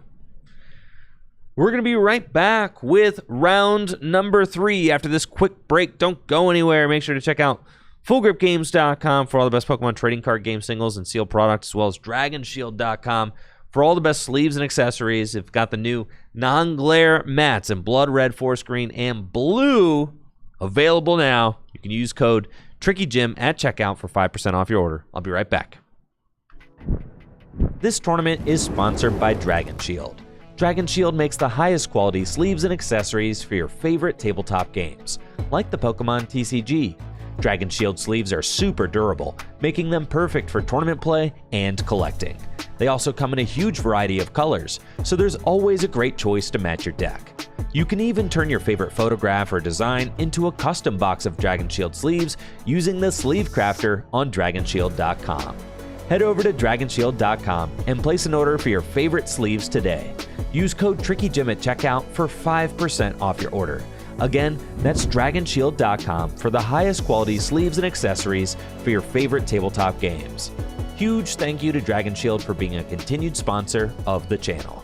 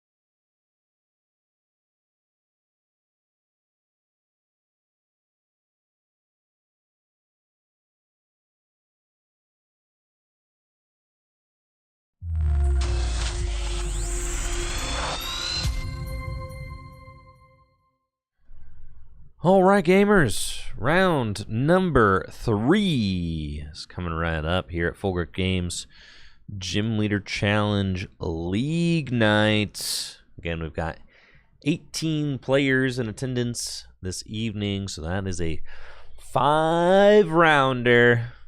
5 glorious rounds of Gym Leader Challenge action this evening. Much of the world is preparing for the World Championships this weekend, so that should be very exciting. Happening in Anaheim, California. We've got Austin Charles, one of our locals here, Full Grip Games, going to be in attendance, so we'll be cheering him on, as well as Jesse Parker, one of our frequent guests here on Tricky Gym. Both those fellas out in Anaheim this weekend. So certainly going to be cheering them on as they participate in the World Championships. Probably going to do a little World Championship reaction / recap video on Monday on Tricky Gym. So you can look forward to that. Kind of just like, take a look at everything that happened at the World Championships over the weekend and then make a video about it. And then on Wednesday, I'll do, I think I'm going to do a daytime live stream next Wednesday as well. And I haven't quite decided what I'm going to do yet. Might even play TCG Live, maybe, because it might just be fun to go live during the day and just kind of, I don't know, screw around. For old time's sake, let's get into round number 3 here. Who do we've got? We've got Lee and Thea.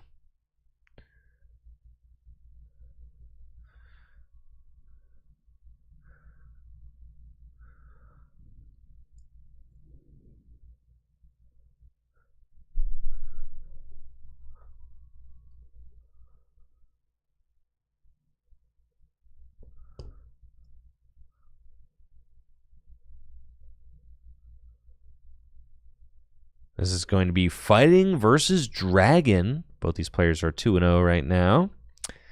Lee made the trip out from Pennsylvania to join us. And Lee wanted me to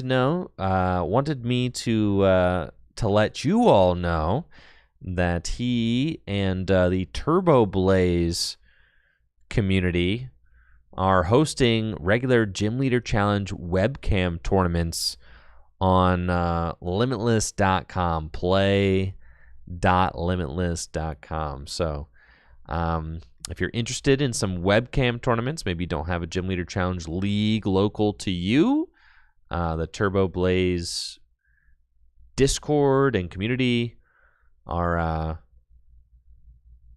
hosting regular Gym Leader Challenge tournaments over webcam, 9 p.m. Eastern Standard Time on Friday nights. So shout outs to the Turbo Blaze team, of which Lee is a part, and they're hosting those webcam tournaments for the community. And from what he has told me, there's been some cool prizes that they're going to have up for grabs. They do plan on hosting like a webcam based badge board, not unlike what Full Grip Games hosts. So great option for players who are interested in Gym Leader Challenge format, passionate about Gym Leader Challenge format, but maybe don't have a local league to attend.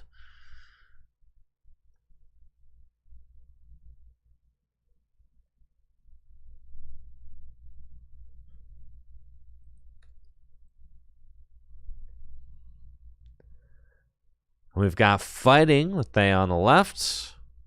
Dragon with Lee. Yep, Lee plays Dragon. That is Lee's favorite deck. Absolutely.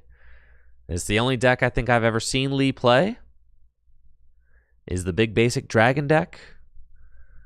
Lee did play a big part in formulating it, and it is absolutely his favorite deck to play. I think he finished in the top 16 of the Journey Together and Destined Rivals 3Ks, release weekend Gym Leader Challenge events, the Journey Together 1K and the Destined Rivals 3K.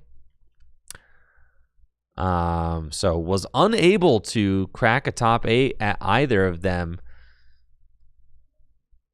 We'll see how this match goes here today.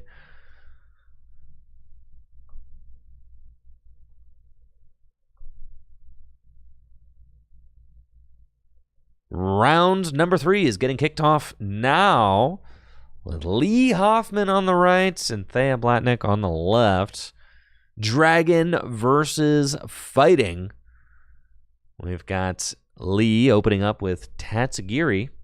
Tatsugiri has got that Attract Customers ability, which allows you to look at the top 6 cards of your deck and put a supporter you find there into your hands. Lee kicking things off with a Stormy Mountains. Can use that to search out his beloved Raging Bolts. Raging Bolts, great way to get the game going, as Raging Bolts has got that Thunderburst Storm attack, which does snipe damage. More damage for the amount of energy attached to it. Swing and a miss with Tatsugiri. Get the game started, though. No customers to attract. And Lee is going to shuffle up. We'll see if he's got an energy to drop from his hand. Would love to get a turn 1 energy drop on Raging Bolt going first.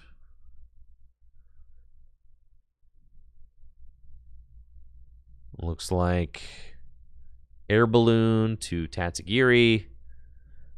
And Basic Lightning to Raging Bolts. Do love these customized cards. Fun fact, the official Pokemon Company International used to allow you to play with customized signed cards back in the day, back in the early days of the Pokemon TCG, the mid-2000s, 2004 to 2010 or so. You used to be able to play with custom signed decorated cards if you wish to. And it was really cool. I actually have seen pictures of players playing at the World Championships with customized cards. I mean, signed cards, all that. So in Gym Leader Challenge format, it is encouraged to allow players to express themselves with their decks if they would like to. It's always encouraged to allow players to play with whatever language cards that they have access to, or whatever signed cards that they want to play with, or whatever World Championship print of cards that they want to play. Any official print of a card is allowed at an event that I'm running in Gym Leader Challenge format. However, I cannot control what the Pokemon Company International does at their events. So all I can do is suggest that tournament organizers abide by the rules set forth on gymleaderchallenge.com. However, I've got no power over what people do at their own tournaments. So you do always have to make sure you're abiding by whatever rule set is set out by the tournament organizer that you are playing under. However, here at Full Grip Games, signed cards, different language cards, they're always fair game.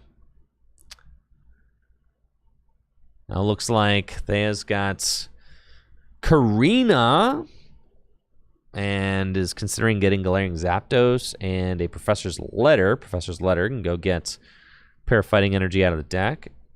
Looks like Thea's going to be setting up Garganackle. Garganackle's got the Energizing Rock Salt ability, which allows you to accelerate a Fighting Energy from your discard pile to one of your Pokemon. And then you can heal 30 damage as well.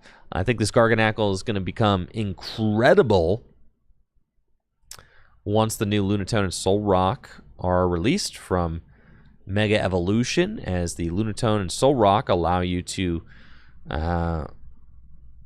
to discard energy and draw cards from your deck. And it looks like Thea's got Rainbow Energy to Okidogi. Okidogi is quite the bruiser with that Adrena Power ability. If this Pokemon has a Darkness Energy attached, of which Rainbow Energy does satisfy, it gets plus 100 HP and does 100 more damage with its good punch attack. So that's kind of gnarly. So next turn, Okie dokie, potentially swinging in for 170 damage, which is very good. Lee going to use Hisuian Heavy Ball, doesn't find anything there. And then Stormy Mountains can go get a Drudagon, and oh baby, look who that Drudagon is signed by. Is that an Andrew Mahone signature I see there? I think it is. Oh yeah, love to see it. Cool card right there. Love that art rare Drudagon. And then we've got another Attract Customers, finds Hex Maniac, which does turn off the Adrena Power ability. Could be very useful. If Lee had like double Dragon in hand, things could get really out of hand, as would allow Lee to come up and take a KO on the Ogie Dogie with Dragon Headbutts. 130 damage, turn off the Adrena Power ability, would be pretty nuts.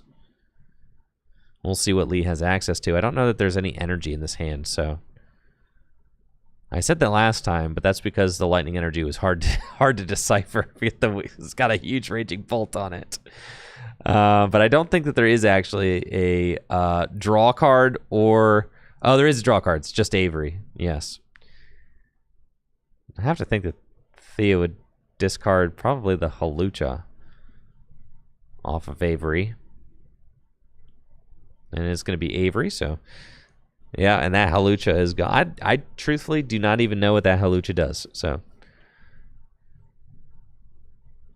Lee finds Battle VIP Pass and an energy off of the Avery, so could go, I think it's a Prism Energy. Could go Prism Energy to the Raging Bolts. It's not actually taking a knockout on anything yet. Both of Thea's bench Pokemon have 70 HP. Well, both of the evolving bench Pokemon have 70 hit points, so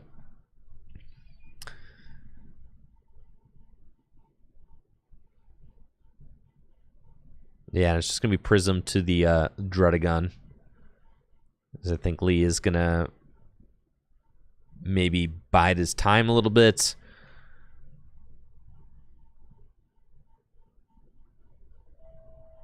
And say go. Yeah, so Ogie Dogie going to be able to potentially take the first knockout of this game, but you can see that Lee is kind of building up these two attackers, you know, behind the Tatsugiri. So even though Ogie Dogie will take a knockout, Lee does have Hex in hand. So if Lee's able to get another energy onto Drudagon, then it could be a Drudagon Hex knockout situation. However, you know, Thea's got Lucario now. So Lucario is looking mighty nice. Avenging Knuckle, if the Ogie Dogie does go down, Avenging Knuckle is going to pop whatever Pokemon Lee sends up for a nice 150 damage.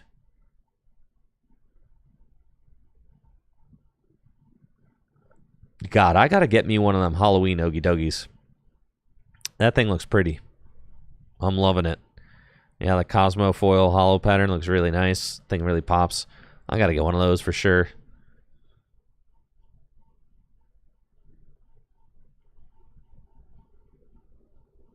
Okay, so Lucario on the bench. Nice shiny Lucario. And Ogie Dogie, good punch. Good boy. 170 damage thanks to the Adrena Power ability. Rainbow Energy, providing both the darkness and the fighting energy requirements for good punch and Adrena Power at the same time. Lee does not have an energy in hand. Does he get one off the top of the deck? No, but does find Silent Lab.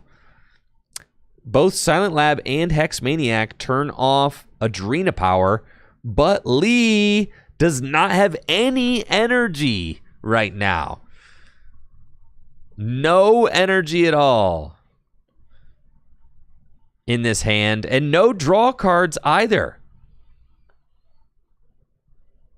And that has been my major complaint about this particular build of Dragon, is that it just doesn't really play any draw cards. That's always been my complaint, is like, dude, the deck is built to brick. It doesn't have any draw cards in it. It's that's my big beef. I think it literally plays like 2 draw cards in the deck. So like I can never really feel bad when the deck is not drawing well.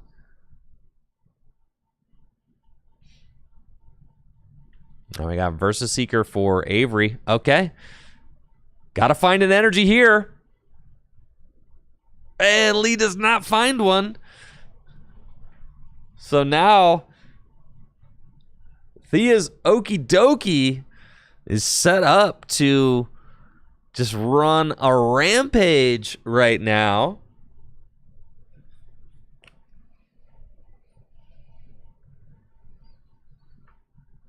Escape rope. And Thea easily promotes the Galarian Zapdos. And Lee just going to go for another Tatsugiri. Maybe, Colress's Tenacity or something like that. Volkner can get a Lightning Energy.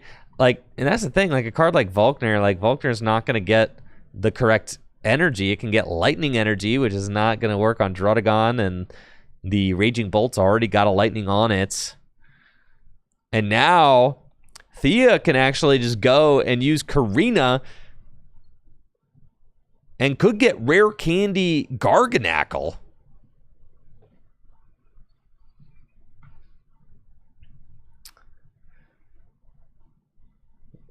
And we see how smoothly this fighting deck is setting up. And that's without the Lunatone and Solrock. This fighting deck is going to get even better.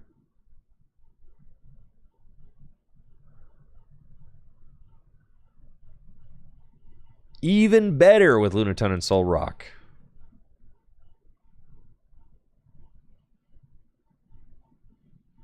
Maybe Thea already has Rare Candy in hand.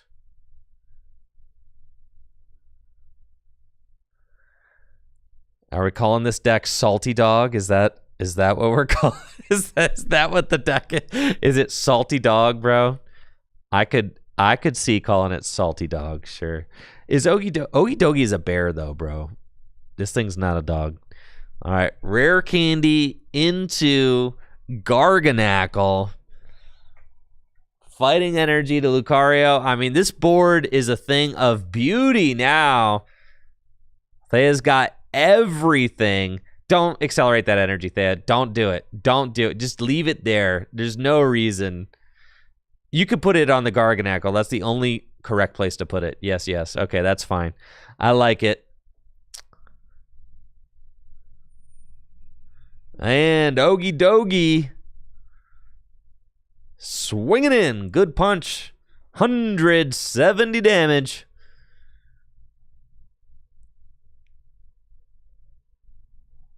And what can Lee do? Guzmahala will guarantee the energy required to actually launch an attack. Lee does have Silent Lab in hand. So Lee can turn off the Adrenopower ability. But at this point, Lee is very far behind. I mean, 2 prizes behind. Thea has got the whole board set up. Garganacl online, Lucario on deck. All Thea needs to do at this point is continue streaming a couple more attackers. And that's it. I mean, then it's lights out, right? And with Garganacl online already, that's going to be pretty easy to do. I think that Thea will need to make sure to kind of keep one energy attachment ahead. To like help play around Hex Maniac turn.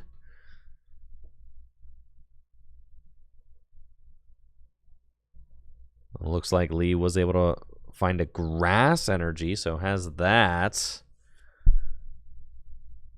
And Guzmahala going to be the support for turn. So Guzmahala can go get the double dragon energy. Oh, it's looking like Lost City, but maybe a Lost City gets grabbed, but you need to actually use the Silent Lab to knock out the Ogie Dogie this turn, right? You can't put the Lost City into play while also taking a knockout on the Ogie Dogie because the Adrenopower ability is turned on. I do think that we're getting to a point where Enhanced Hammer is going to be really freaking good in GLC. So, I mean, Enhanced Hammer was already really good when Colorless, it was like kind of running rampant with double Colorless and Twin Energy, but yeah, that was kind of just ridiculous, honestly. Now that we've been in the format without double Colorless and Twin Energy for like months now, it honestly feels so good. I hope that you guys have all kind of come to that conclusion as well. I am absolutely loving it, but, you know, can't speak for everybody, but I know I'm biased, but I think, like, now that you've, like, all had a chance to actually play the format without DC and Twin, it's, like, I think that, the pace of the game, I feel like, is just a lot better. So we've got Raging Bolts, Dragon Headbutts, assisted by Double Dragon Energy, Silent Lab,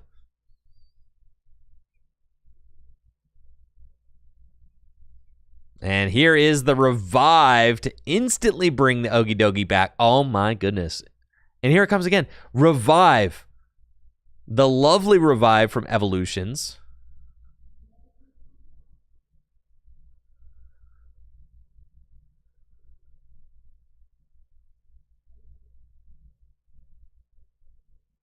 And Pokegear.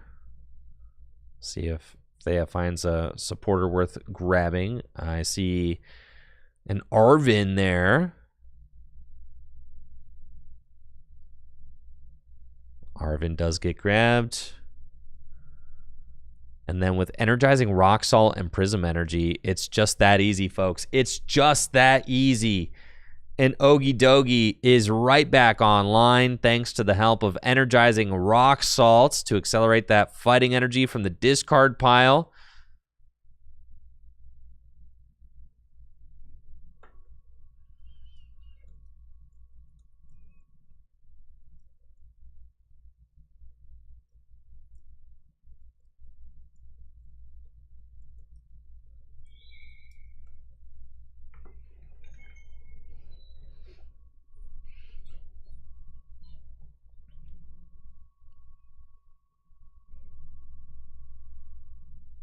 And now Ogie Dogie.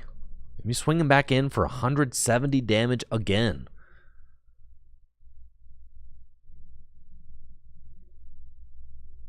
Take out this Raging Bolt. Silent Lab in play.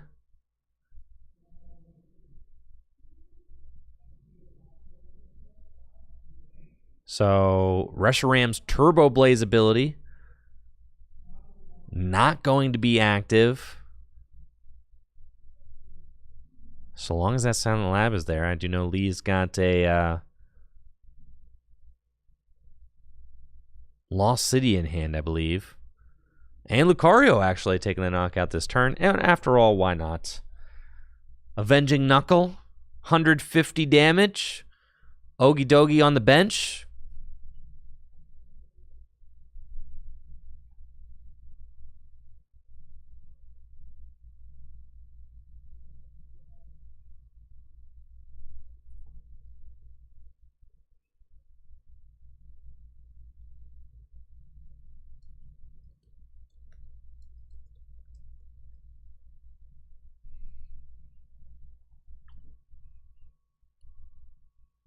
Let's see, Lee's got Professor's Letter.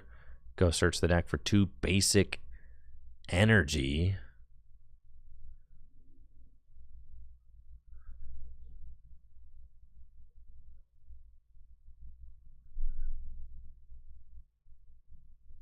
And that water energy will be able to fuel the Drudagon. But at this point, Lee is kind of a step behind, right? Thea's got just 3 prizes left. To Lee's 5. Lee's got a lot of catching up to have to do.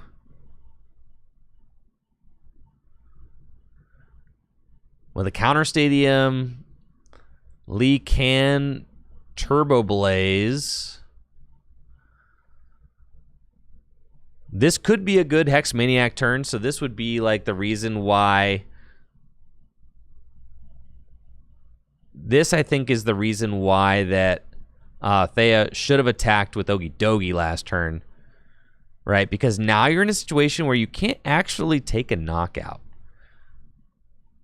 Right, because of Hex. And we see that Thea immediately running into the Energizing Rock Salt situation, you know? Hex Maniac and Silent Lab proving to be effective here. Hopefully Thea does not try to go up and good punch this Drudagon.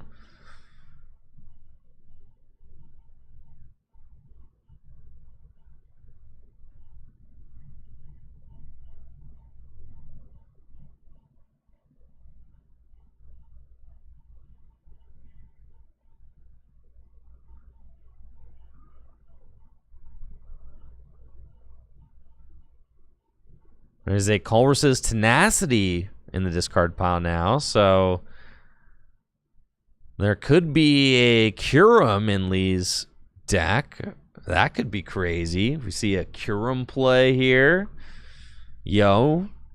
Plasma Bane, Trifrost. Colress's Tenacity has hit the discard pile. Looks like Stone Fighting Energy and Parallel are getting chosen. I think here Thea ought to attach the Stone Fighting Energy to the Garganackle, put Parallel in play, and say pass, right? Don't overthink it. Please do not go up and do anything crazy here.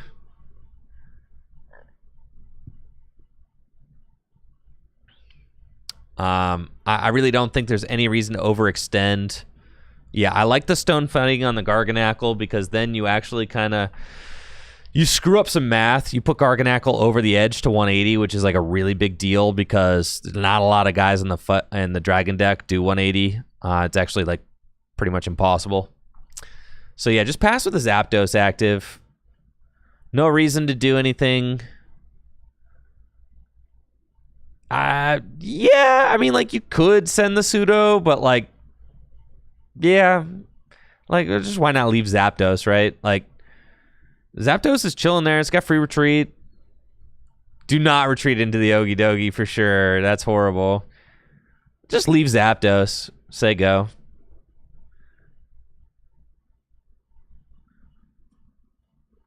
Yeah, I don't really see any reason to send pseudo, but, like, it's not the worst thing.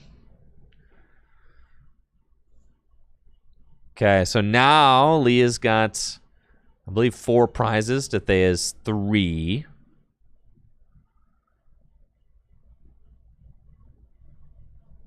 We'll see what Leah's got up his sleeve.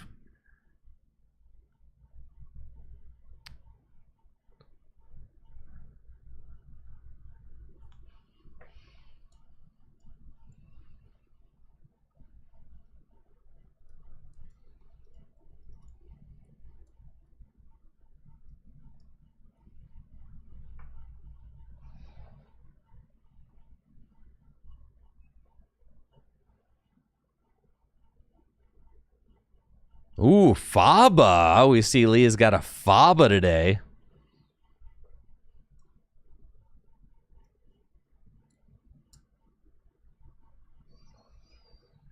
And Faba is just going to send that Prism Energy, I think, to the Lost Zone. Yeah. So there we go. That is like an Enhanced Hammer. Faba allows you to send a tool card or special energy attached to one of your opponent's Pokemon to the Lost Zone. So, gonna nerf that Ogie Dogie.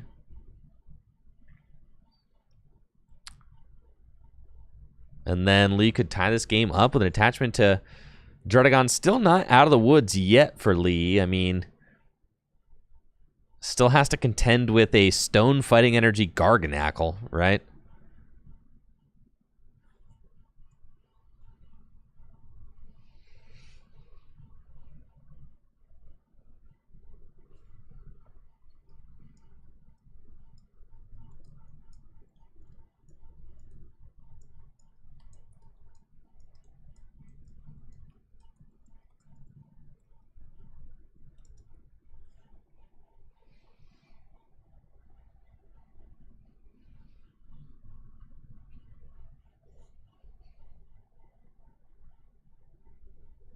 And with a lightning attached, Drudagon will take the knockout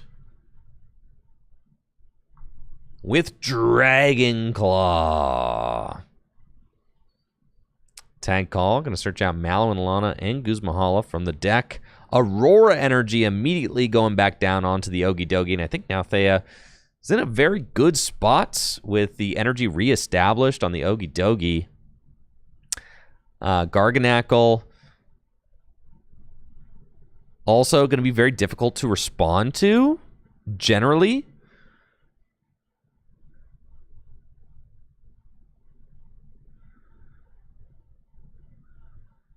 Having 180 hit points effectively with the stone fighting energy. Like right now, Thea's Pokemon are kind of just too big for Lee's deck to handle. Guzma and Hala can go get Tool card, Stadium card, and a special energy. Fighting Fury Belt? Oh my goodness. Gonna make it so Ogie Doggity has 170 HP, which is also out of range. I mean, so then you've got like, okay, the ways to deal with Ogie Dogie, you've got Faba, you've got Hex, and you've got Silent Lab. All of those cards have been played. It is very funny to watch these two decks duke it out, though, because neither fighting or dragon decks like to have their hand disrupted. So then they also don't play a lot of hand disruption cards. And we see neither player has disrupted each other's hand yet. And that's why I'm thinking that in my new fighting build, I'm playing Reset Stamp, 100%. When the Lunatone and Soul Rock come out, it's Reset Stamp all day, dude. All day. Reset Stamp, because you can search it with Arven, you can search it with Karina. Yeah, I think Reset Stamp is actually going to be a crazy card in fighting. To like give you some hand disruption at the end of the game. Because you don't necessarily want to play N, because you don't want to limit your own hand size, right? I think Iono is still worth playing. You'd play just the Iono, but then Reset Stamp that you can search out with Karina or Arven, I think is very good.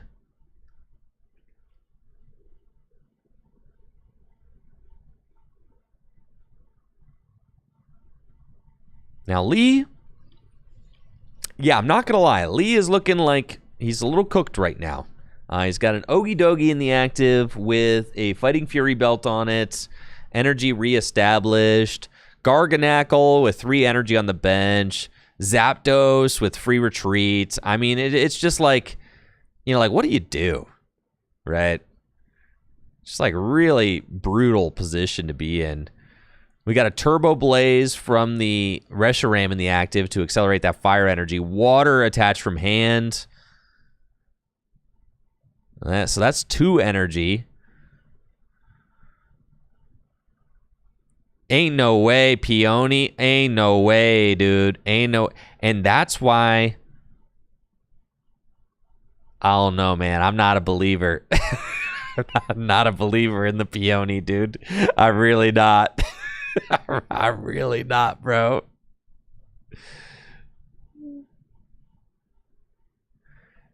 Peony, you have to discard your entire hand, and then you can search your deck for 2 trainer cards. Max Elixir. All right. Does hit an energy. And then Bicycle can fill the hand back up to 4. But at this point, Lee just had to pitch like all of the resources in his deck.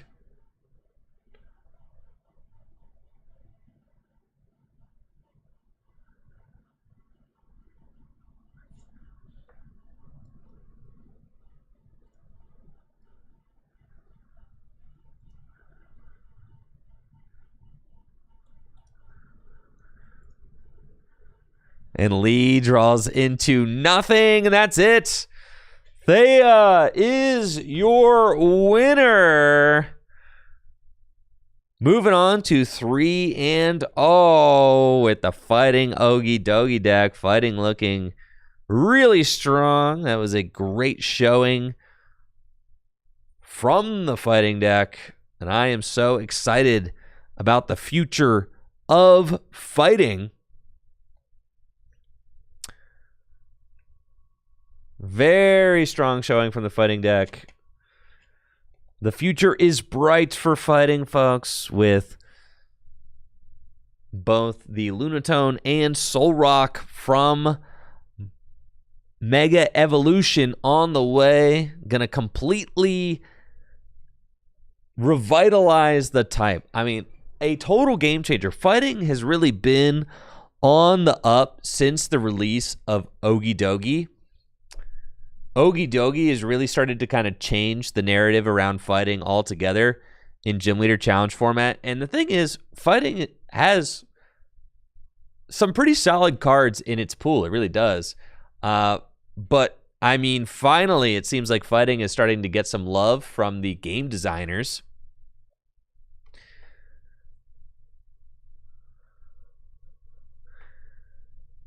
And with cards like Garganackle, Colossal, Ogie Dogie, Lucario, I mean, a lot of these cards are newer, right?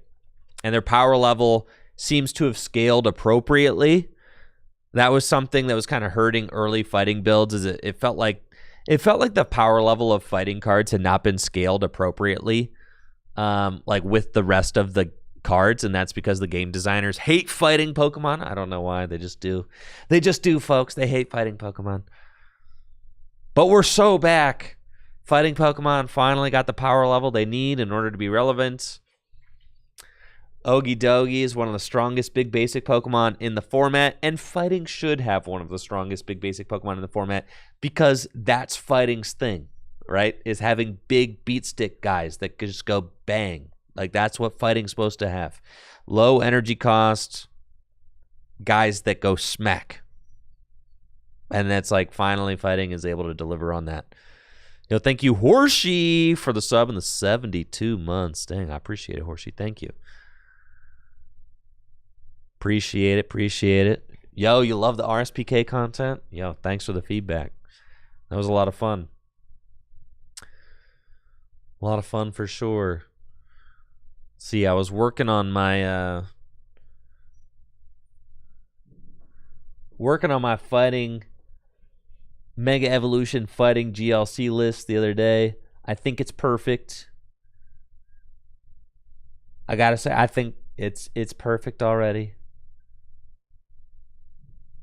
Let's take a look at it. The new Lunatone and Solrock included. Money.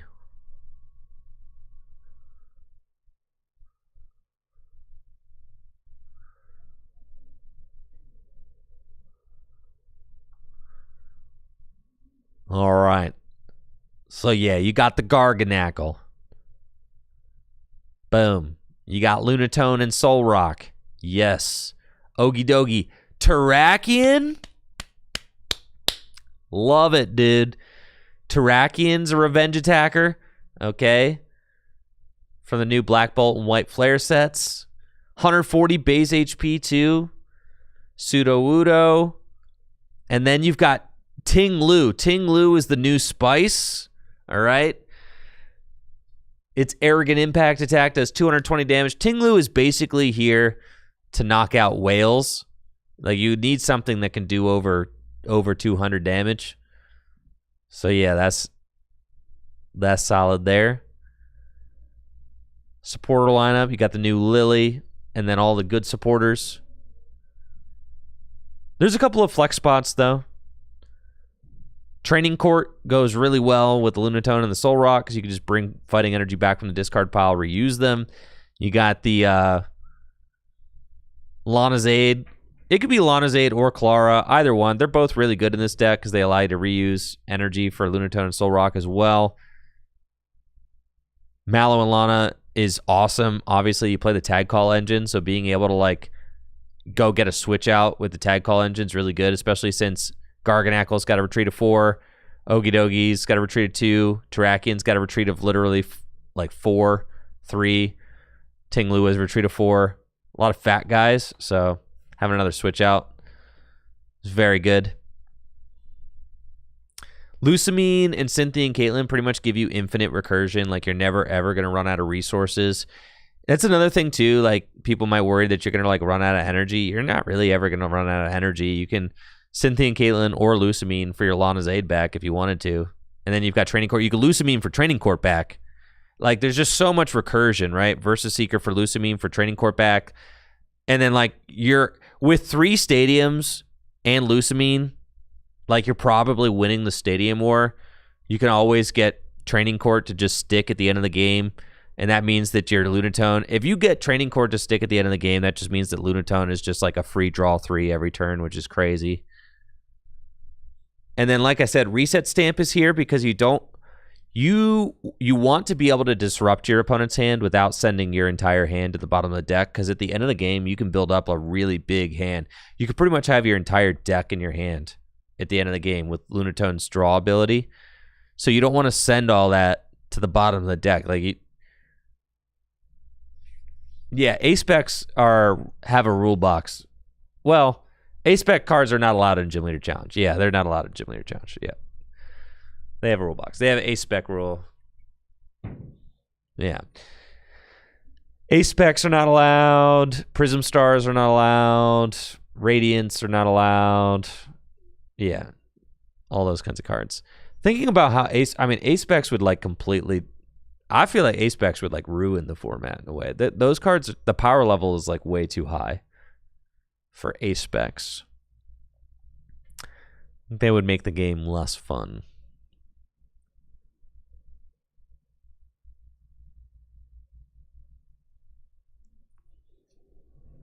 Yeah, but the new Lily supporter. This is like genuinely, I think, like one of the top 5 strongest supporters in GLC format, maybe even like a top 3. This card is just absolutely completely nuts. I don't know. This might just be the best supporter in GLC now. Like, it's that good. I know, like, it's a new card, so like I'm hype on it, but like honestly, this is one of the best draw supporters ever printed. It's like that good. I think nobody should be sleeping on this card. This card is like absolutely insane. I think it is.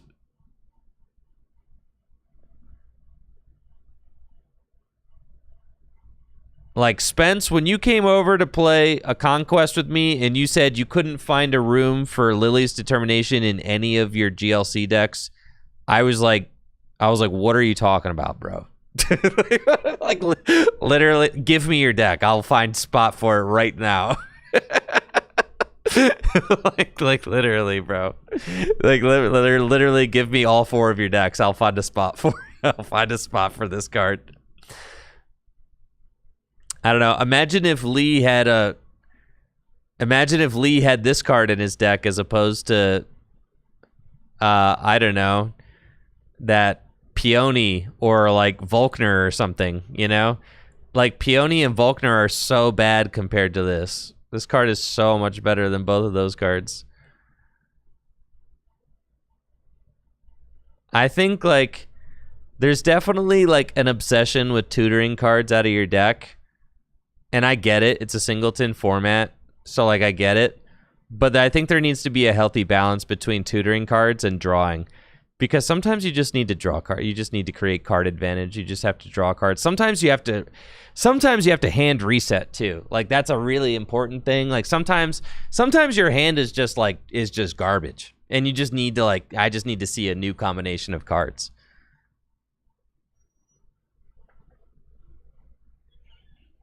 So, like, I definitely value cards that can just, like, hand reset. That's why I love, like, Iono. If your hand totally sucks, Iono is, like, your best friend. because you get to see the next 6 cards. Right? Like, it's like, well, these cards are all terrible, but I don't want to discard them. I want to see them later. Iono, best friend, right? Same with Marnie. Like, this whole hand is horrible. I need to go see new cards. Marnie, best friend. And Lily's determination is like, my hand sucks. All right, how about 8? Sounds great. Let's do it.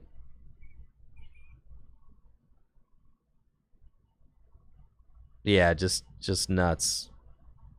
So, I'm excited to play this list a little more. I've only tested it like a few games, but I'm definitely hopeful for where the deck is going. It feels really strong with the new Lunatone and Soul Rock, and I think fighting is like finally the real deal, I would say, with Lunatone and Soul Rock. It's the real deal now, guys. There's like a couple key things that needed to happen. You needed like a dependable draw engine. You needed a good big basic Pokemon. It's like it's all coming together. The Garganacle's like perfect. Heals, accelerates energy. You've already got like Karina is really good in the deck. I mean, we see how good Irida is in water decks. Having like Karina and Arving gives you like a 2-pronged. You know, those are both like item tutoring supporters, which can allow you to go get Battle VIP Pass. Battle VIP Pass searches your entire engine.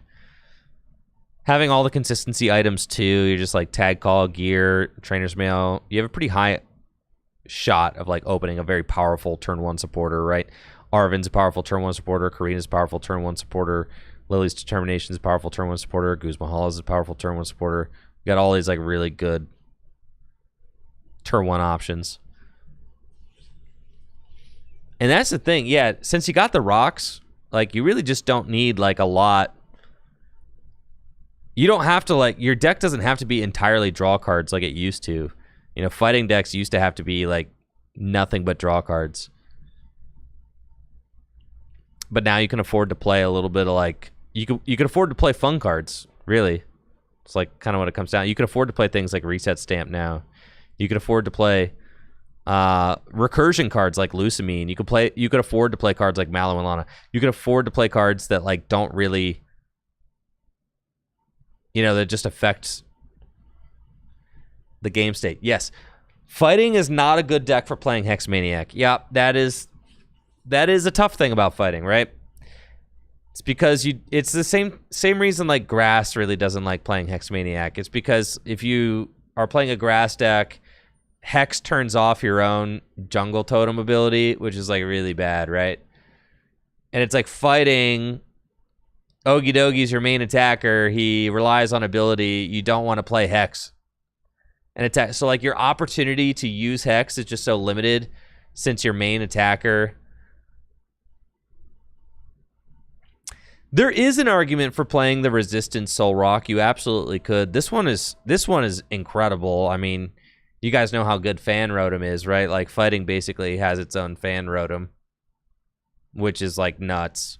Yeah, the biggest problem with fighting is that, yeah, I mean, Psychic resists you, so you can turn off that resistance with the other Soul Rock, and that could certainly be a thing. I mean, absolutely.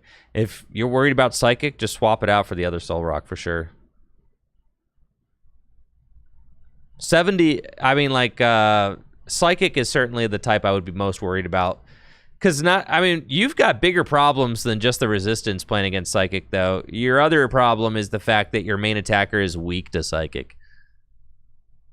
So, you really have nothing for Psychic here. It's like you're probably just going to... In fact, the one way you probably beat Psychic... You want to know what your best chance of beating Psychic is going like turn 1 Soul Rock and don't look back.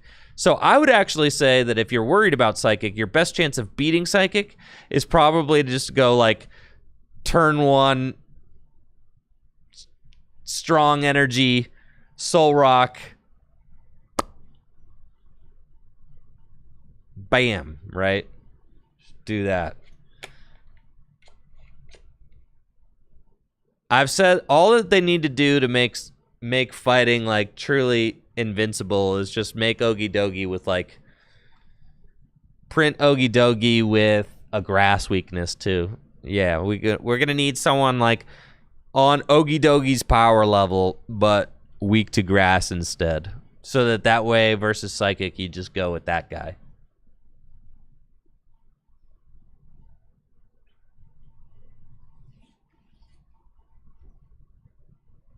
But yeah, Ogie Dogie is like very nerfed against Psychic. Because your Good Punch doing 170 is like only doing 140, which is like not nearly as good. Doesn't knock out Gallade. Barely gets through Iron Boulder. Garganackle like can't knock out Iron Boulder. Can't knock out Gallade. Terrakion can't knock out Iron Boulder. Can't knock out Gallade. It's horrible. I mean, Psychic's just a horrible matchup, right? Yeah, there's not really any polish, but every deck has a bad matchup, right? You can't beat them all.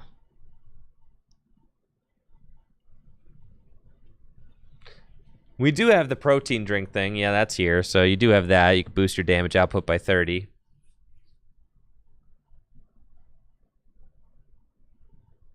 You could play Fighting Dojo. I don't know. I'm not super high on Fighting Dojo because fighting's supposed to be like... Fighting's not necessarily a come from behind type, right? That's kind of my... like. The reason I don't like Fighting Dojo in my fighting deck is because fighting is not a come from behind deck. That's not really how you win games. You win games by getting out in the lead and staying there, right? So, like, Fighting Dojo is better when you're behind on prizes, and it's like, I just don't really think that fighting has, like, the... I don't really feel like fighting has, like, the tools or the card pool to, like, really take advantage of those come from behind strategies. So, like, I don't personally love Fighting Dojo. And it only buffs by 10 if you're winning, which is, like, 10, bro. I'm good on 10. Round number 4. Alex Holt says, I'll never understand why nobody plays Karate Belt. Literally for the exact same reasons I just said, Alex Holtz. Because fighting is not a come from behind deck, bro. If I'm losing with the fighting deck, attacking for 1 less energy is not helping me. Like, that is not going to fix the problem. The problem was that I did not get out fast enough. I wasn't big enough. I didn't hit hard enough. That was the problem. 1 energy attachment is like when I'm losing is not going to... Yeah, it's not going to solve it.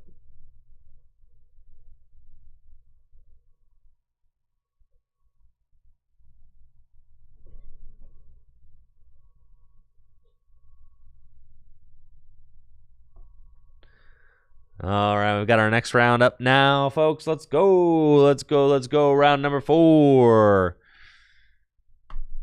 Let's go, baby. Let's go.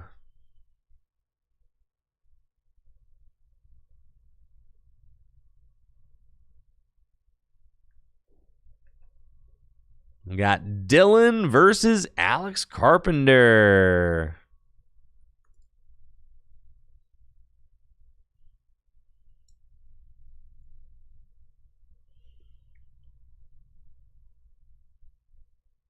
Ooh, Thea and Ben Peacock are both 3-0s. These guys are both 2-1. Water versus Dragon. Cool. So there is an opportunity for there to be a disruptor. This event, of course, because it's a 5-rounder with only 18 players. So the 2 undefeateds right now are Thea and Ben Peacock. So they're going to be facing off at 3-0.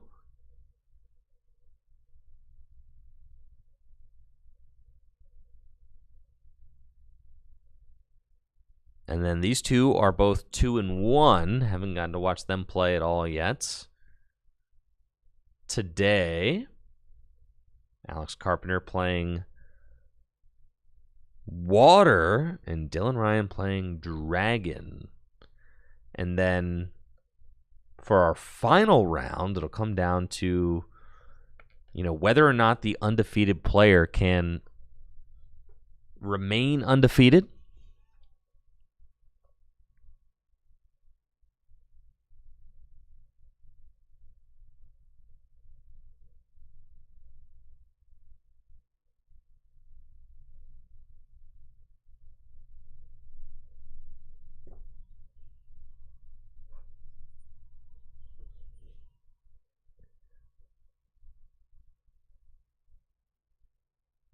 Dylan's got a whole bunch of mulligans. 4?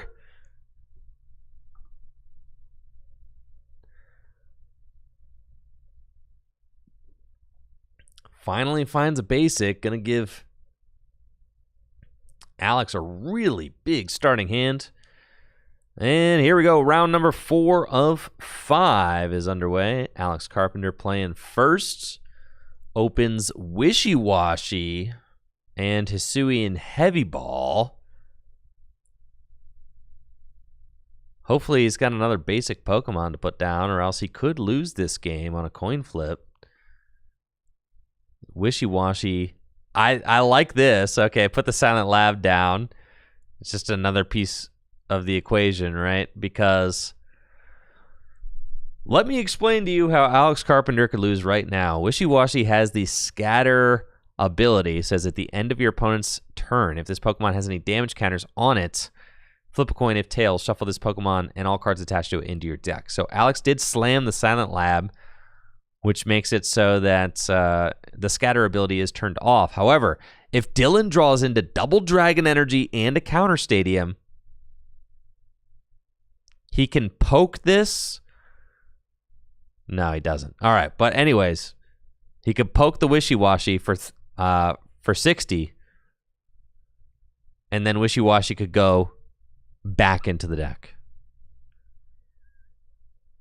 I'm a big Wishy Washy fan, personally. I know the Scatter ability is annoying. I know it is. However, it also is a basic Pokemon with 180 hit points. Okay, it's just gigantic, dude. And it does 3 for 130. He's just huge. He's massive. Dylan goes Fighting Energy to Gibble turn 1, pass. He's huge. Yeah, Wishy Washy is just a problem for a lot of decks to deal with. So I'm always going to be a Wishy Washy defender.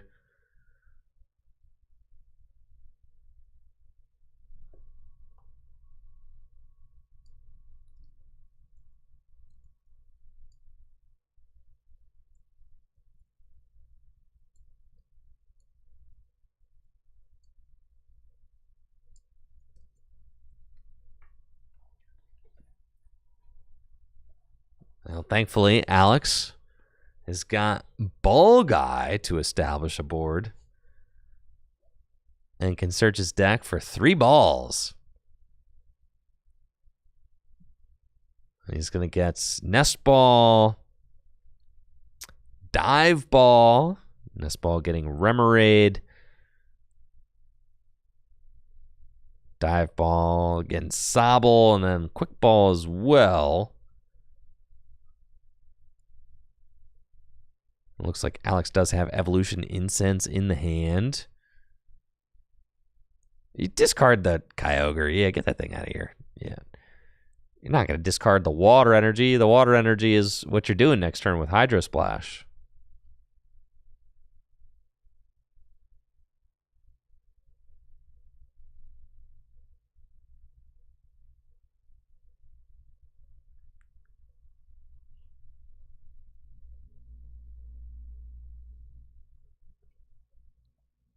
Quick Ball, gonna fish out Whalmer. And now all of a sudden, Alex's board is looking very stable.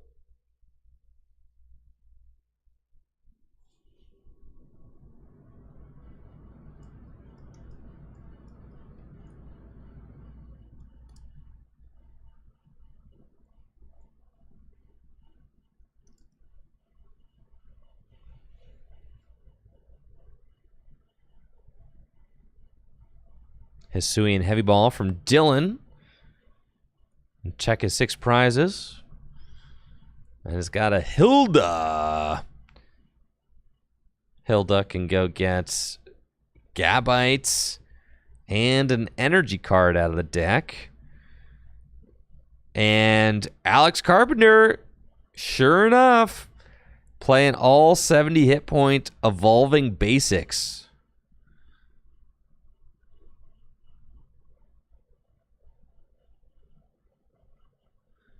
So that Raging Bolt not going to be able to pick off Remoraid or Sobble with Thunderbird Storm. You know what? I'm probably going to have to finally concede and start playing all 70 hit point dudes in my water deck. I like my 60 hit point Sobble, but you know, it's time. I have to admit, I have not ever used Call for Family with my Sobble.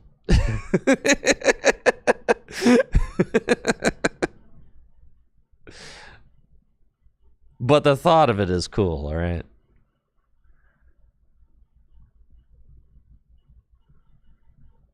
Gabite is online now. Gabite's incredibly strong card in the Dragon pool. It's got the Dragon Call ability, which allows you to search your deck for a dragon Pokemon and put it into your hand. Don't you guys just hate it when the standard players make your Gym Leader Challenge cards more expensive? Like Hilda. Like, dude, cards, how much? Like $4? Dang. I don't know. Pokemon is like the cheapest trading card game by a lot, though, so it's like really hard to complain.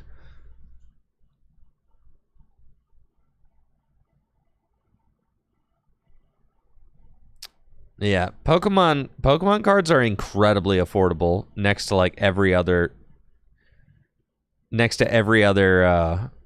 trading card game. So, all right, Alex has got Evolution Incense for Drizzile, Drizzile for Irida, Irida for Buddy Buddy Poffin and Octillery.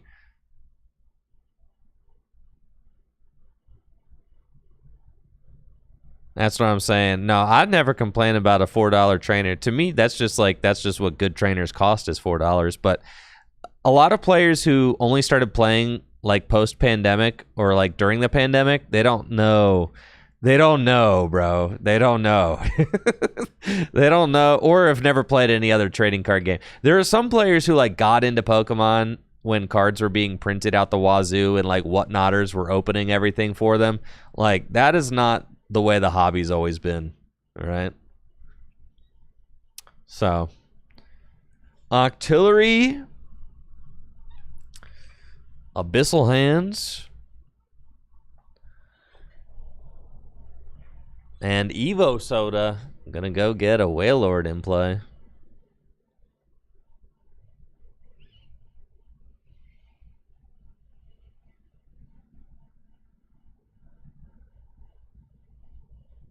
Yeah, when I at NAIC 2017, which was the first ever NAIC, I bought my Lele's at the event for like $60. That was just like every deck had to have, you know, keep in mind every deck was playing it. I mean, it was like $60 Lele's, yeah. And towards NAIC winning lists at that event had 4 of them in it. 4 Lele's. I think my list had 1 or 2. I think it had 2. I don't remember though. But I was buying mine like at NAIC, so like I had to pay a premium. Yeah, they were $60 each. That's what I'm saying. People, they don't know, bro. They don't know. Y'all never had to. Mewtwo EX. Mewtwo EX was $50 for like the minimum rarity Mewtwo EX was $50, and every deck needed 3 of them. Right. Like every single deck needed 3 Mewtwo EX. Because games would just come down to who had more Mewtwo.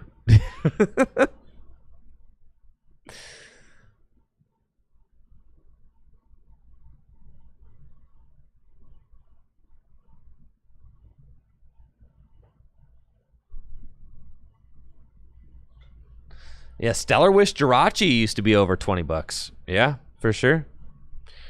That's what I'm saying. Like, dude, I really got... People complain about card prices. I'm like, yeah, no.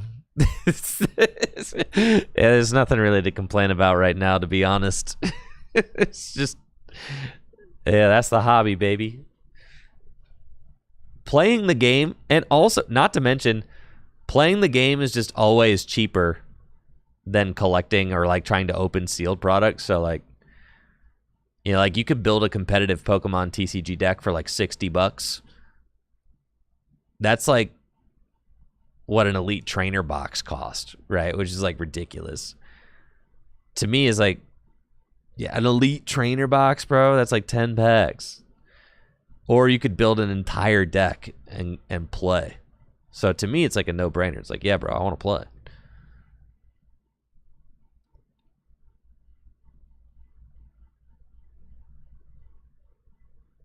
But yeah, it used to be single cards cost that much.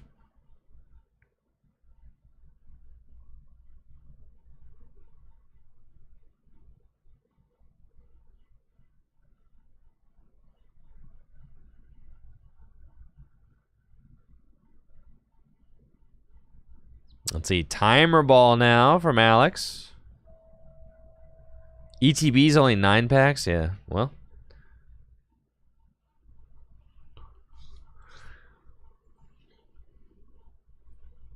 But yeah, the game is very cheap, very affordable. Gym Leader Challenge, super affordable as well.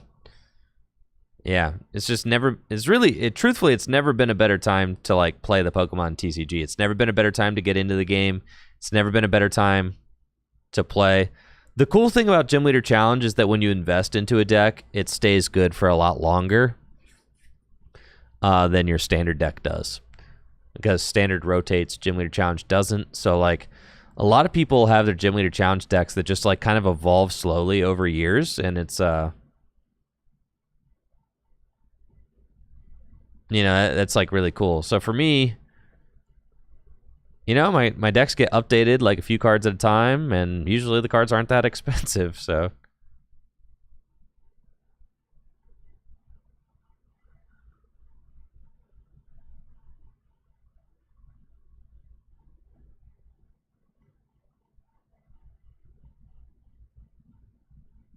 It looks like Alex is going to have to play Hex Maniac as he kind of fumbles getting his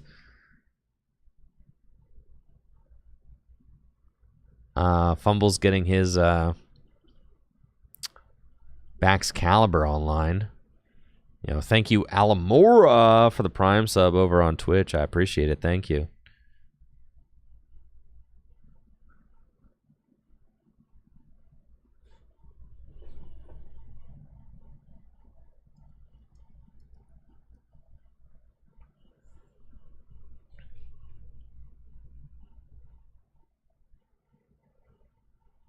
All right, so with Hex Maniac being played, Dylan cannot use Gabite's Dragon Call.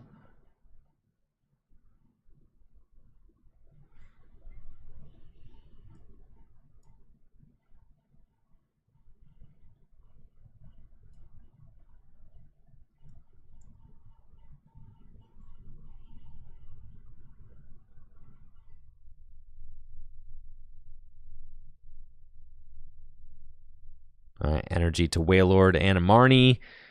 Alex has got his Bax Caliber online now, so Bax Caliber can use its ability to accelerate as many water energy as Alex finds from his hand into play. Can get this Wailord up and going, and with Octillery to draw cards, I mean, everything is a go now. So Alex is back rolling.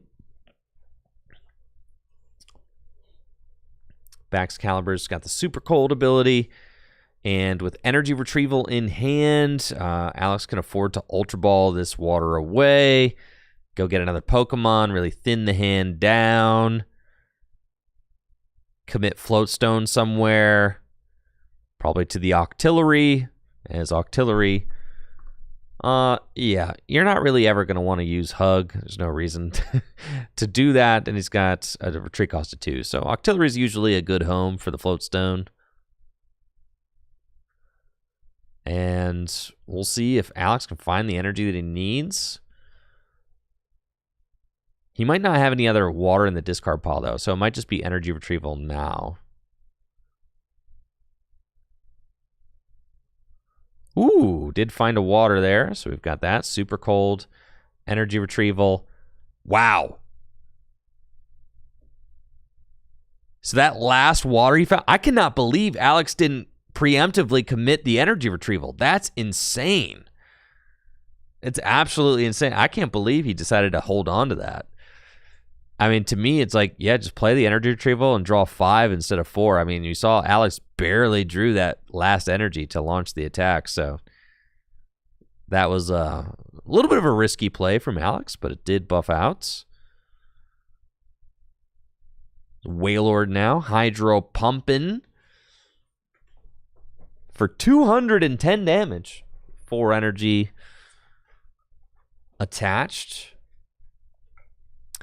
However, this Wailord has already endured some foul treatment. It's got 160 damage on it, so will be easy for Dylan to knock out. And Dylan is prepping up a big attack with Garchomp, which he's got in deck. Garchomp, in my opinion, is one of the strongest dragon cards that there is. I think more lists should be playing Garchomp. I think this card is insane. Absolutely nuts. I mean, Dragon Blade, 160 damage for 2, 160 hit points, Sonic Slip, you become invincible. It's insane. It's very good.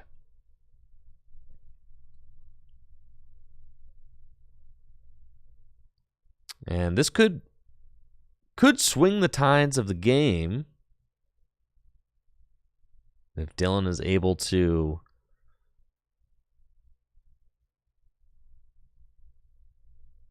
make himself invincible with Sonic Slip.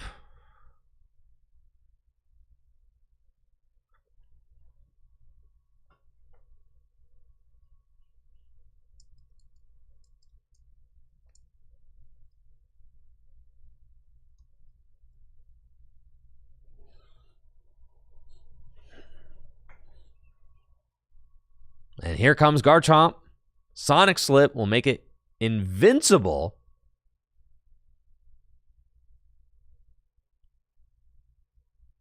And Dragon Blade will take the knockouts.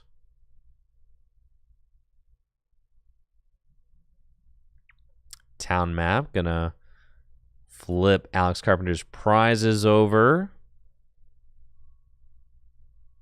And we've got... Is that a quick ball? No, it's an Earthen Vessel. I was going to say that is not a quick ball, but he's discarding one card like it is. Earthen Vessel. Go search the deck for 2 water energy. And we'll see if Alex is able to poke around this Garchomp. Now, the answer to this would be if Alex can get a Kyogre going, that'd be the cash money play that he wants for sure. Kyogre can do 180 damage to a bench Pokemon. Or Guzma. Yeah, Guzma works. All right, so going to Guzma up the Dreepy and then Abyssal Hand. Fill the hand to 5. Parallel City. Gonna be going bye-bye. I see a question in the chat. Sonic Slip works even if Garchomp's moved to the bench? Absolutely. You can actually activate Sonic Slip on the bench. Yes. So Garchomp's Sonic Slip ability, yes, does not get turned off. It does not get removed anytime. No. So the Garchomp cannot be... If the Garchomp were to be targeted, it would still not be damaged. Because you can activate Sonic Slip while on the bench. Yeah, Pokemon Ranger would remove it, but that's about it. Lapras, gonna get in there, take a knockout. Nice little 70 damage poke with Hydro Pump. And Alex has got 3 prize cards remaining. Dylan gets Dragonite online now. Dragonite's got the Fast Call ability, allowing it to search for a supporter every turn.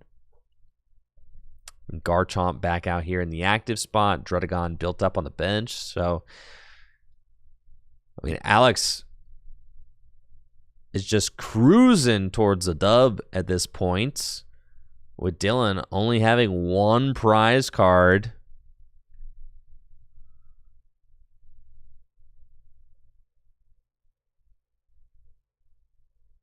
But trying to make that difference now with Hex Maniac. So with this well-played Hex, Dylan's going to get to take a knockout while denying Alex an easy response.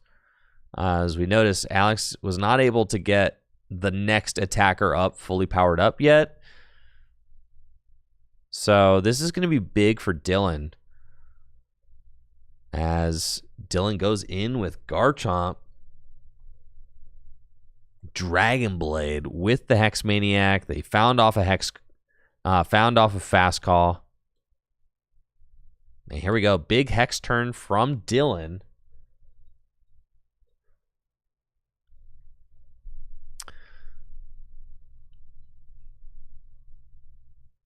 But first, level ball for Dracloak to thin a little bit, sure.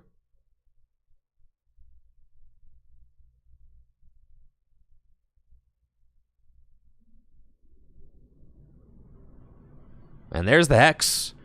Dragon Blade for 160 damage. Discards the top 2 cards of the deck. Rare Candy is no big deal at this point, as Dylan's only stage 2 Pokemon are both in play, but the Rescue Stretcher does hurt a little bit. We'll see what Alex does in response this turn. Again, does not have access to abilities, so that's going to be tough.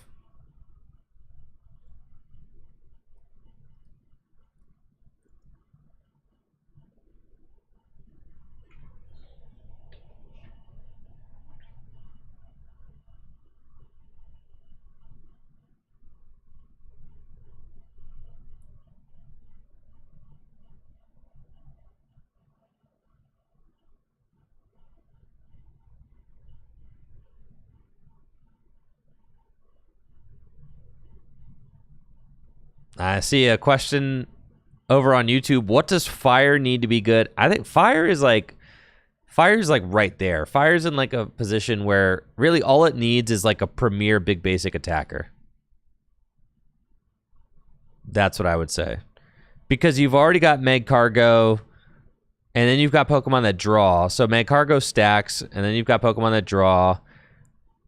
You've already got a nice revenge attacker in Chi-Yu. You've got like the really cool Blaziken now.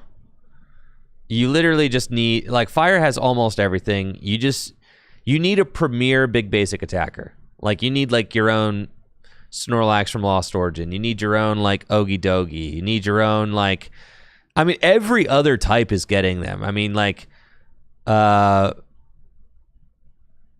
Psychic just got Iron Boulder, right? You know, like, so like every single type is getting these insane beat stick basics. Like, as soon as Fire gets one, you know, and Fire came close. I mean, like the gouging Fire is like quite good, but all you really need is like a Ogie Dogie power level basic attacker, and Fire's right in there.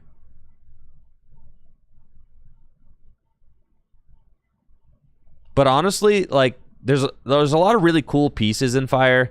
And Fire, I'd say, is like, Fire's like a couple cards away from being a very good deck.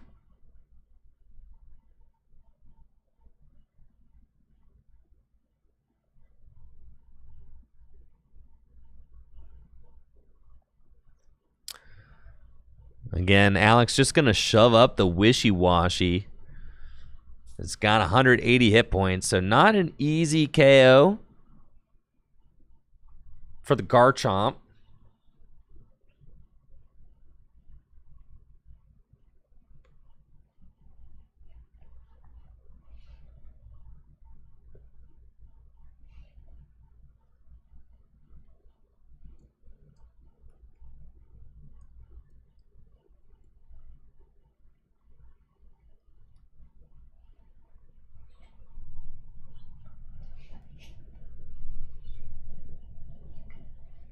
Looks like Dylan going to use Fast Call. Go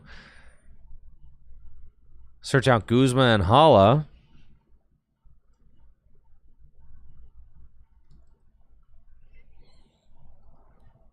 And then use Guzma and Hala to discard the Dracloak from his hand. Maybe one more card. Go search for Special Energy, Stadium, and Tool Card.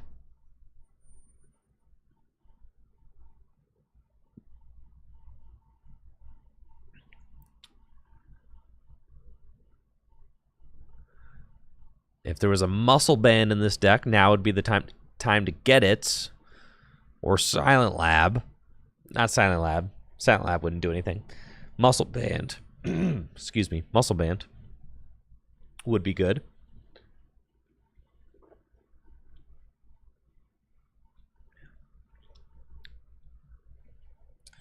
And Stormy Mountain's going to fetch out Drampa.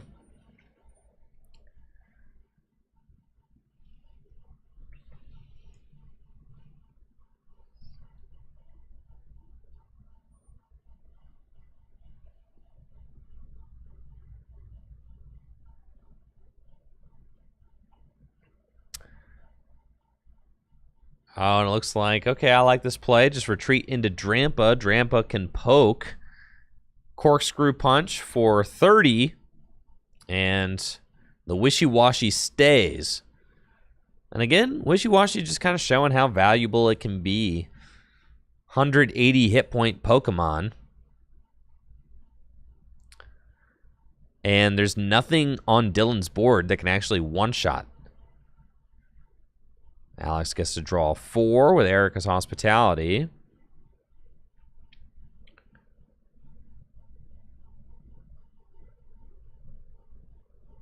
Gets Frostmoth online. Have a little protection there. And this Wishy-Washy is going to make quick work of the Drampa. A lot of the Dragon Pokemon are pretty squishy. So 130 damage is definitely...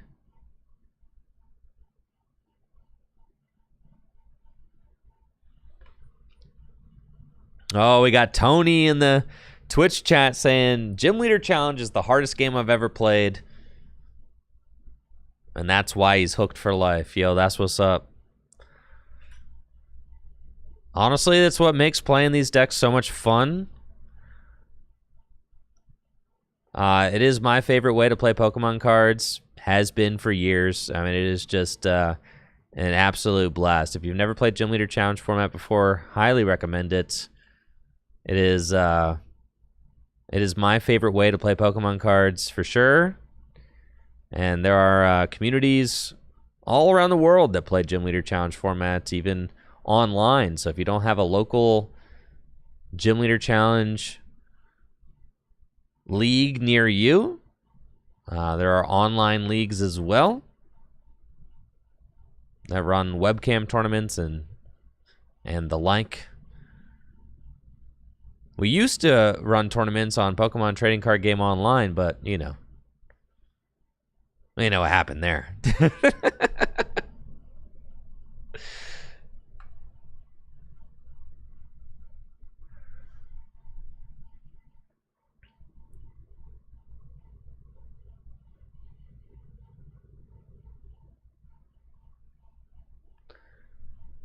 We got Tony says Thursday night GLC nights are harder than any local or league cup I've ever been to. Yo, that's beast.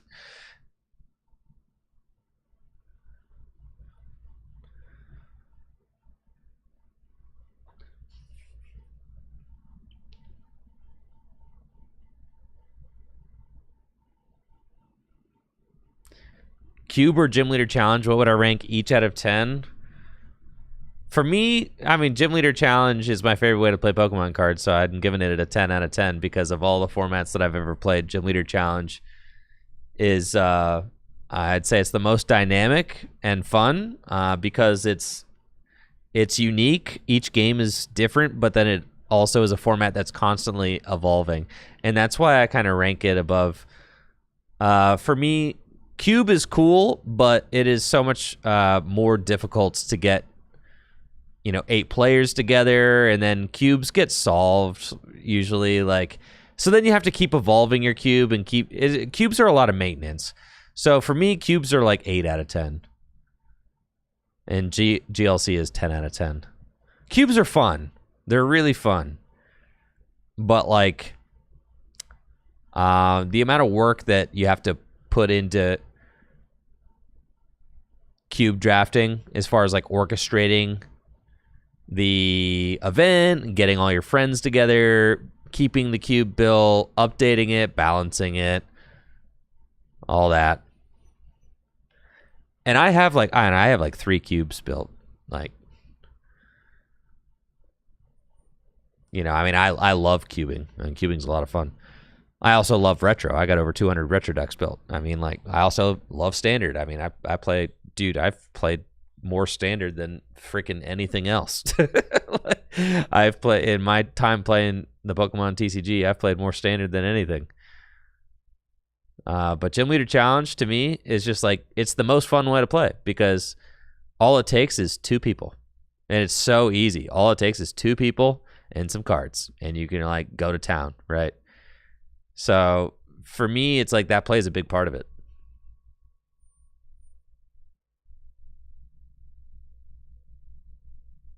Yeah, I've got over 200 retro decks, yeah.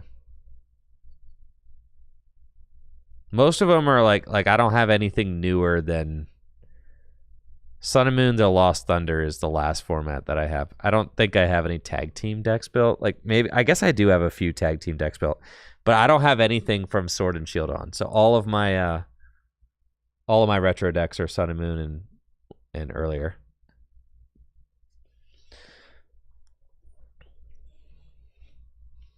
Variety that's what I'm saying. Variety to me, the best part about Pokemon cards is having a bunch of different ways to play. So I would rank honestly, I would rank I would rank GLC at a 10, cubing is probably a 9, and then standard is probably an 8. And then retro formats, vary by format.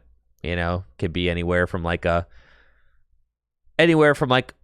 6 to an 8, right? Because even the worst Pokemon formats, I still like a 6.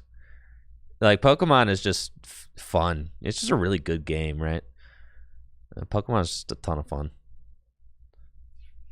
It's just the best.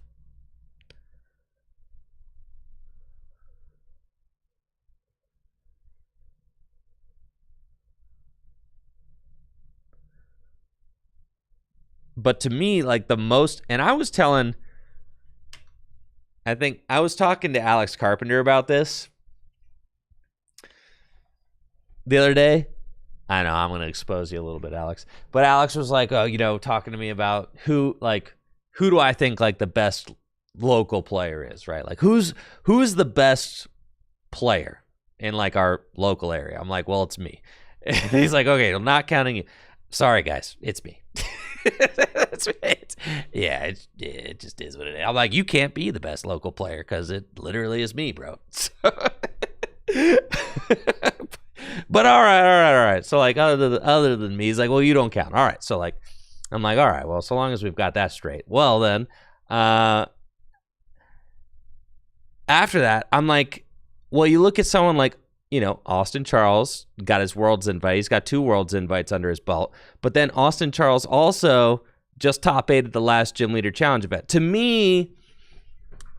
me, like, what makes you a truly, like, really good Pokemon player is being good at more than one format, right? You can't just be good at GLC. You can't just be good at Standard. You can't just be good at Retro. You can't just be good at Cube. You have to be good at everything. That's what matters to me. So, like, honestly, I was like, Alex Carpenter is really good, but Alex, you ain't done squat in Standard, bro. So, like, people like Austin Charles and Ben Morse are looking better than you as a local player.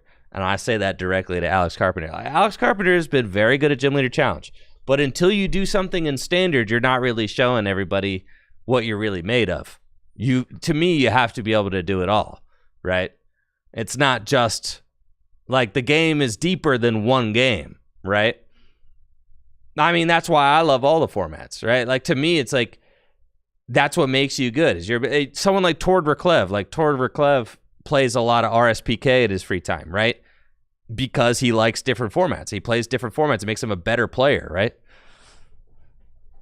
Isn't Jesse Parker local? Yeah, but I'm a lot better than Jesse. Like, a lot better. Yeah, Jesse's local, but, like, yeah, we love arguing about this stuff all the time, for sure. Just pull up Limitless and just look at just Limitless check me and Jesse. Yeah, dude. Just Limitless check it. Just pull up Limitless. My regional win's not even on there, bro. Just Limitless check it, bro. Just Limitless check it. It's that easy of an argument, man. It's that easy. Yeah, just pull up the website where all the results are tracked and just do that. But what I was saying though is, like, yeah, so for me it's like Ben Morse's track record is really impressive as one of our local players because Ben Morse, like, the weekend that Ben won the Gym Leader Challenge Journey Together 1K and then top 8'd the Standard one, that to me is, like, more impressive than just winning the Standard one, right? Showing that, like, you can do both, to me, is, like, one of the most impressive. That was huge. That's what I'm saying. Like, that was huge. To me, that's like Ben Morse is, like, one of our best local players because he did that, right? Like, that leaves a lasting impression to me. And that's when everybody also thought Gardevoir was bad at that point. Like, remember, everybody thought Gardevoir was really bad. Like, everybody did, right? And then Ben brought Gardy to the Standard event, top 8'd it, right? Yeah, so, like, that was really impressive. Austin Charles has also shown that, like, he plays Standard really well. He plays Standard type, but then also is, like, showing that he can play Gym Leader Challenge. To me, that means a lot, right? Like, he's showing up. Like, he's showing up to GLC nights and, like, putting in the work to become good at Gym Leader Challenge as well. Mike Gibbs is, oh yeah, freaking goated. He's from, because he's good at both formats too, but he's from Michigan. So, like, we're getting into, like, more of, like, regional players, right? Yeah, those are, like, more regional players who, like, might make their way out to, like, a cash event at Full Grip, but, like, not our locals.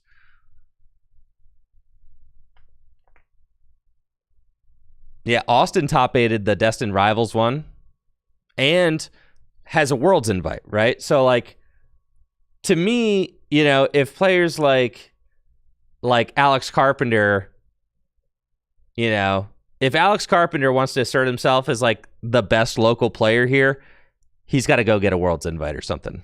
Or he's got to go do something at a regional championship too. Because John Patterson, I mean, of all of our locals, Like John Patterson, top 64 to regional. Austin has like top 16 to regional. He top 8'd one years ago. And he top 16 one this last year. So Austin's got like the best standard finishes out of everybody. And then like Austin got his Worlds invite, obviously, which is like very impressive from our locals.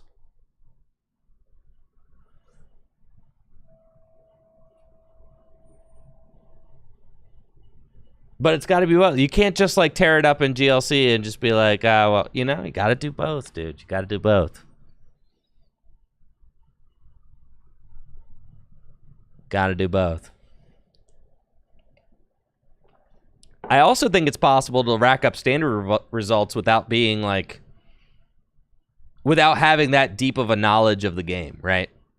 That's why I value being good at multiple formats, because like you could learn one deck well and learn one format well, but that doesn't mean that you know Pokemon cards. Pokemon cards are like so much deeper than that. It's so much deeper than one single standard format. Like you could learn one deck in one standard format, but that doesn't mean that you're like that doesn't mean you're a really good player. Does that make sense? Does that make sense? You could learn one deck in a format that doesn't make you a great Pokemon player, right? That's like, so like that's kind of the thing. It's like you got to show me variety. You got to show me that you can do it all, right? You got to show me that you can play all the different formats, all the different decks, or that you can learn them quickly. Like I've never been a player that can just like pick up a deck I've never seen before and play it flawlessly. Clearly, all right, I'm like clearly, but I am good at picking up a deck and learning it fast. Like at NAIC this year, I didn't know how to play Raging Bolt going into the tournament, and then I was learning as I was playing. And that's how fast I learned how to play Raging Bolt. By day 2, I was playing very good, actually. Day 1, a lot of hiccups day 1. That's fine. We still got there. We were making mostly good decisions. But yeah, dude, like after not playing standard for like an entire year, I mean, I just like taught myself how to play the deck in the middle of NAIC.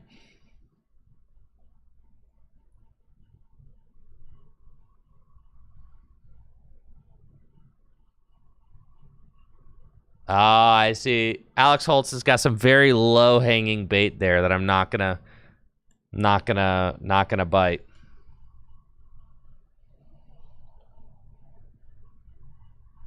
If Raging Bolt takes all but 2 seconds to learn, that's true. It's not that hard to learn. But there's a lot to learn about standard, though. And even Owl Bolt, there's a lot to learn about Owl Bolt. That's the only version of Raging Bolt that I play. There's a lot to learn about the Owl Bolt. I mean, anytime that you're tutoring 2 cards out of your deck and they have to be the right ones, like, you know. And there's like sequencing and like, you know, that kind of stuff. There's stuff to learn. It's no Joltik Box. Joltik Box is like, is the deck where there's truly like almost nothing to learn there.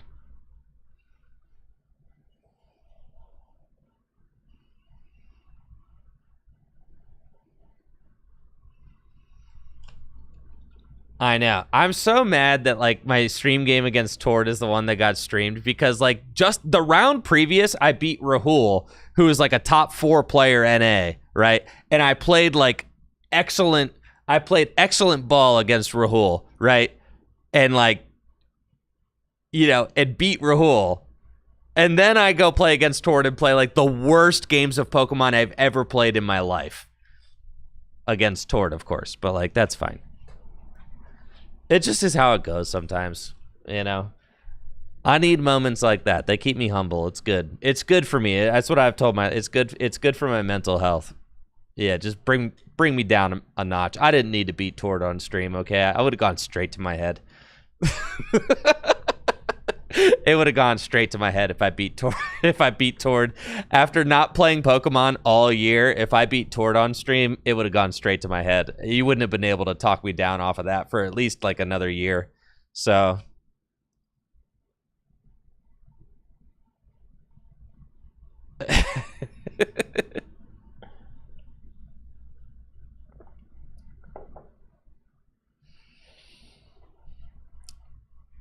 Now the arguments get really fun when me, JW, and Riley all argue about who the better players are. JW's got 3 regional wins, which is crazy because that man has only ever top 8'd like 4 regionals ever, which is like nuts.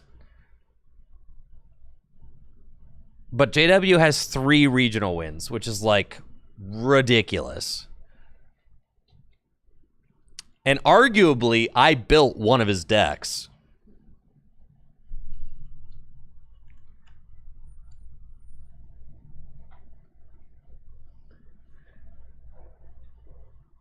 But JW's 3 regional wins is just crazy. Honestly, it's so sick. He improved it. I know he did.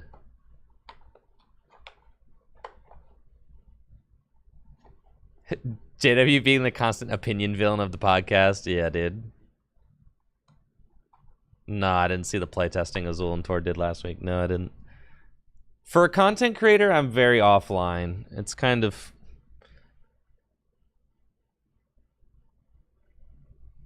Look at my desktop right now. I can't wait to show you guys this documentary so I can clean my desktop. I actually cannot clean my desktop until the documentary is done. This is like the...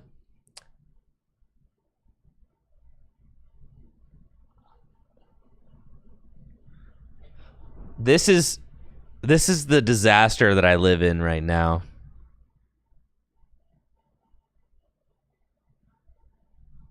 Is this desktop that I cannot clean. And the reason I can't clean it is because there are files that I am like referencing in my Adobe Premiere project that are exactly where they are. And it's like I'm not going to realize. They need to sit here.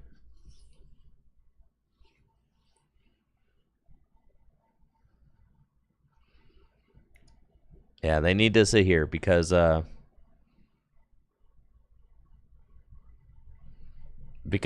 got them in my Adobe Premiere thing.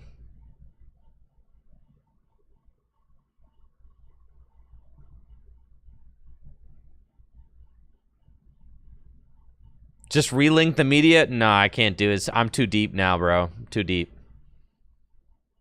Yeah, we ain't changing those file paths. That's what I'm saying. I'm not changing the file path.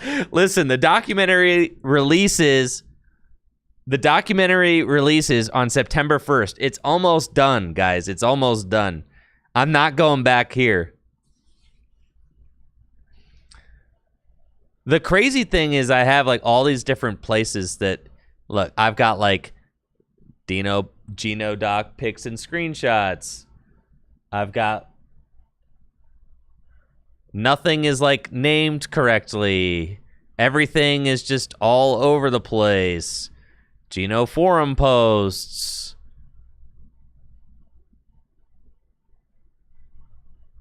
Relevant pics for Doc. Nothing is named, bro. It's all just, listen, man. It's all just here. Okay. The documentary is going to go out. It's going to be beautiful. I don't even know what it means. When you say collect the project, I do not know what that means. All right. I'm a self-taught video editor. Now, I did have one dude who is a professional video editor reach out to me and offer, he's friends with Zapdos TCG, and he offered to watch my editing workflow and give me notes on it. And he gave me like an hour crash course on how to improve my workflow. And I mean, that was a total godsend. Like, I mean, he changed the way I video edit. I used to have my timeline and my monitor on like the same screen, like all scrunched up. And he kind of opened my third eye to the fact that I have to have the monitor on one screen and the timeline on a different screen. And that changed everything. Yeah, that changed freaking everything, dude. Am I still putting out a trailer for the documentary? I'm thinking about a trailer for the documentary.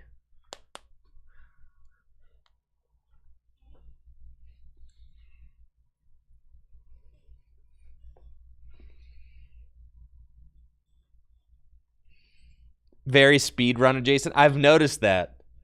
But I'm at the point in the documentary now where it's like it's just nah, it's just so the project is larger in scope than anything that I've ever dealt with, so there's no easy way to do it. It's just like the thing is roughed out. Like I mean I have like the documentary is all laid out. I'm just like I've been fine-tuning. I'm just fine-tuning it now. And also like the ending sequence needs to get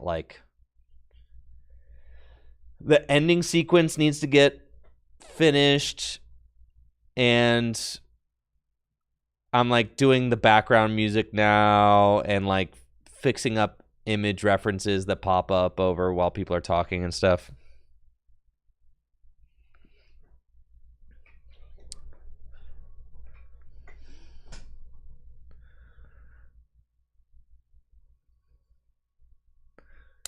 You love the Who's the Best Player video I did? Yeah, this video is going to be like 1,000 times better than that video. That video was like think of that as like a trial run for what this next video is going to be like. The Geno documentary is going to change everything you thought you knew about Tricky Jim, dude. I'm so amped. It was an appetizer. That's it. The Best Player in the World video, that was just an appetizer. As it is right now, in the Geno documentary, guess how many lines I have in the Geno documentary? Guess how many times you hear my voice? 0. 0. It's perfect. I'm not needed in it. At least that's how it is right this very second. But I'm pretty sure I actually prefer it that way. The documentary, you hear my voice through the editing. That's how you hear me. Yeah, full on director mode. It's like literally it's like a documentary. There's no narration. It's all narrated by subjects that are not me. I didn't know if I'd be able to pull it off because I didn't know if I would be able to make it make sense without me like filling some gaps. But I'm like, I think it's there though.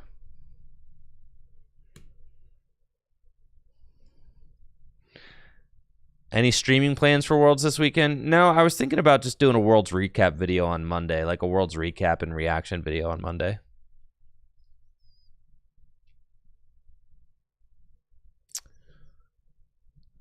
All right, let's see. All right, Ben Peacock is the only 4-0 right now. Going to be up against Lee Hoffman. Record of 3-1, round number 5. Let's go, folks. Let's go.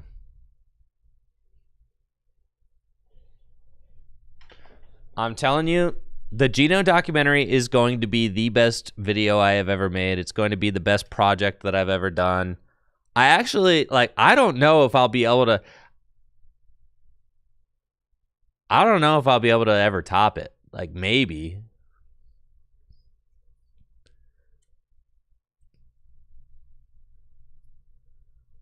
No, I'm not doing world stuff this weekend because I'm taking my son to the county fair on Saturday, and I'm really excited about that. He's gonna get to see sheep and goats for the first time in his life. I'm really excited about that.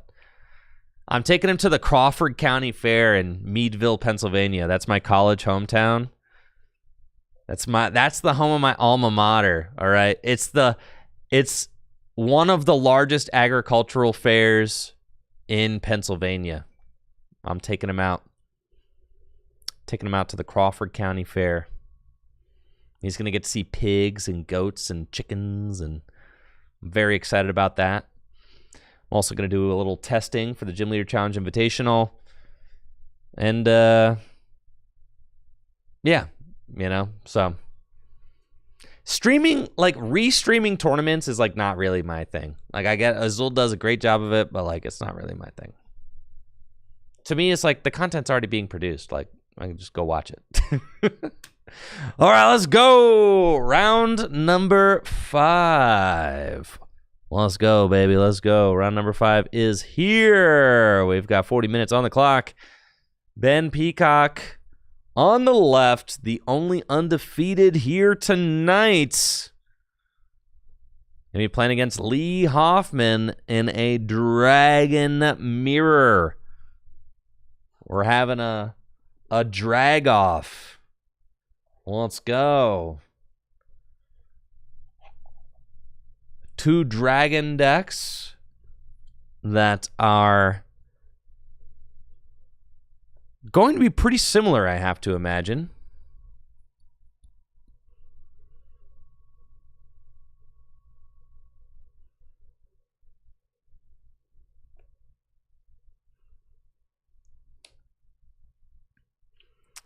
Looks like Ben's going first. Got Professor's Letter. Gonna grab Fire and a Grass out of the deck. And has a handful of energy, it looks like. Fire energy to Reggie Drago. Setting it up for a Giant Fangs next turn. Lee has got the Turbo Blaze Reshiram in the active spots. And Battle VIP Pass in the opening hand. That is as good as it gets, folks. Turn 1 Battle VIP Pass. Gonna allow Lee to go grab 2 basic Pokemon out of his deck. And with the Turbo Blaze Reshiram in the active spot, he will be able to start tossing some extra fire energy into play. He's got Reggie Drag, or he's got Druddigon, Drampa, and Raging Bolts. And then turn 1 Crispin as well. Go grab 2 energy out of the deck. And accelerate 1 into play. Now, if Lee already has an energy in hand, I mean, this could be an opportunity for Lee to get 3 energy attached in 1 turn, which is absolutely incredible.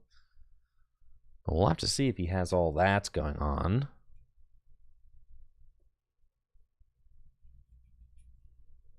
He's got a Fire and a Lightning off of the Crispin. Now the Fire energy can get attached via Turbo Blaze. The Lightning energy can get attached via the bonus effect of Crispin. And then if Lee has an extra energy in hand, this will be 3 energy attached in a single turn. Let's see if he's got it. All right, Lightning with the effect of Crispin. Turbo Blaze, drop the Fire. Do we have another energy in hand? We do. There is a Water and a Prism. Wow, this is 3 energy in a single turn. Absolute insanity. With the Battle VIP Pass to start, I mean, just an incredible opening turn from Lee. I mean, that's about as strong as it gets. We see Ben has got Guzmahala in his hand. And Turbo Patch. Does Turbo Patch hit? No. Unfortunate there. Guzma and Hala is going to allow Ben to pare this hand down a little bit. Discard 2 cards from his own hand.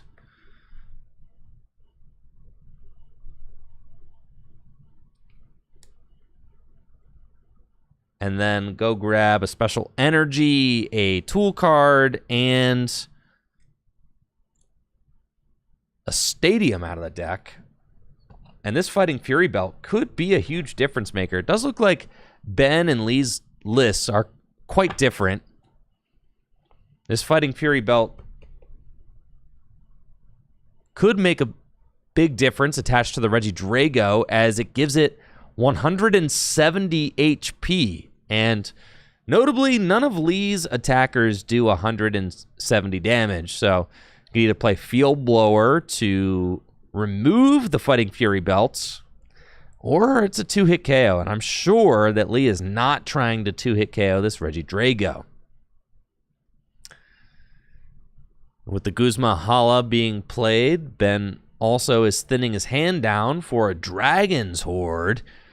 Dragon's Horde allows you to fill your hand to 4 cards when Regidrago is in the active spot. So going to give Ben a nice little additional draw of 2 this turn as we move towards an attack.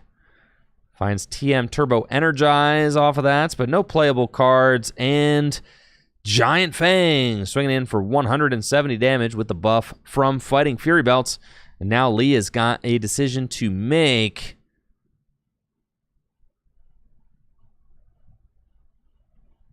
It looks like Lee is going to promote the Raging Bolt.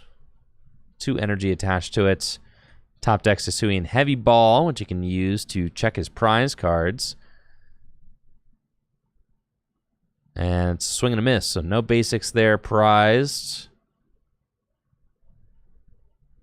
And we'll see what he does. He would love to have a card like Field Blower this turn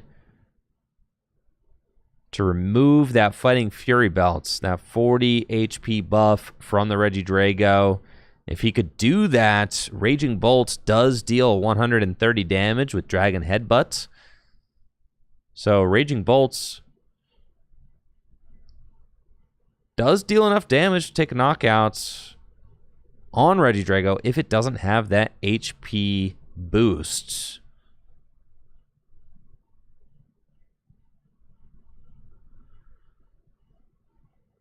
And Field Blower coming down immediately. Raging Bolts take the knockout. Dragon Headbutts for 130, and this puts Lee in a very strong position.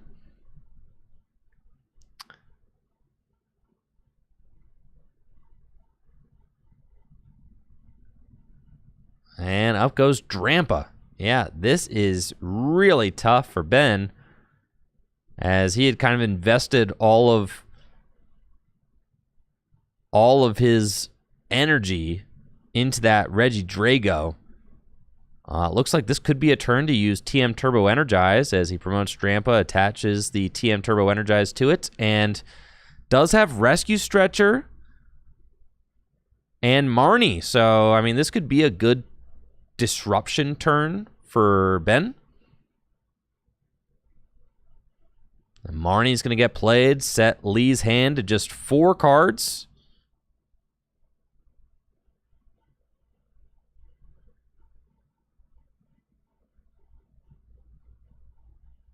And Ben is going to get 5.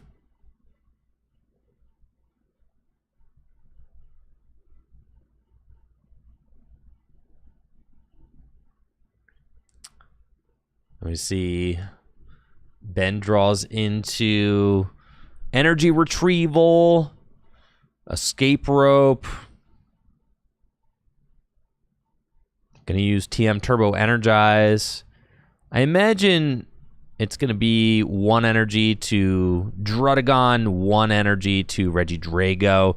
Probably want a water to Drudagons, a fire already in hand. Grass to Regidrago feels really good. Yeah, I like this. Just gives Ben some options. I mean, this game is far from over. Both players haven't taken 1 prize so far, so it's going to be a tempo battle back and forth.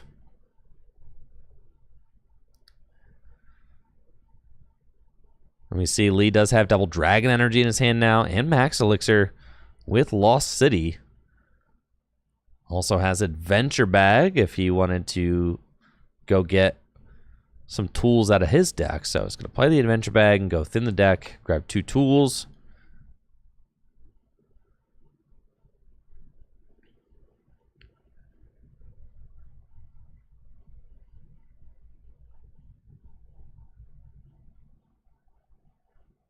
He's going to get Air Balloon and Wishful Baton. Wishful Baton could be quite good, allowing Pokemon it's attached to pass up to 3 energy from itself to a Pokemon on the bench, 3 basic energy.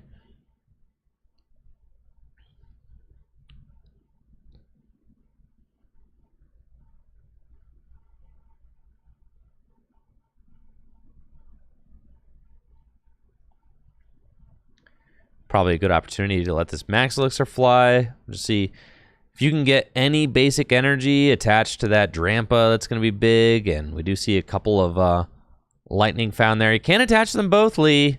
This is not electric generator. Cool. Yo, I drew that Pikachu. That's hype. That's me.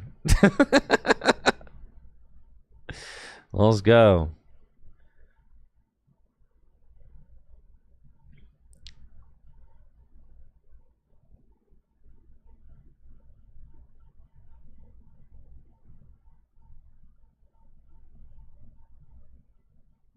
So lightning onto Drampa. Not really wanting to commit the double dragon right now, and that makes sense. But the Wishful Baton to the Raging Bolts can really allow this deck to streamline attackers very easily. So you can just pass those energy back after the Raging Bolt gets knocked out. Holy cow. All right. Lost City, double dragon to the active. And going to Lost Zone the Drudagon. Okay, I like this play from Lee. That's crazy. Going all in with Raging Bolt. Yeah, I respect this for sure. That's a nasty play. The only way he gets punished for this, I mean, and not even that punished. The only way he gets punished for this is if Ben happens to have like Field Blower knockout. Right? And he's got the Crispin.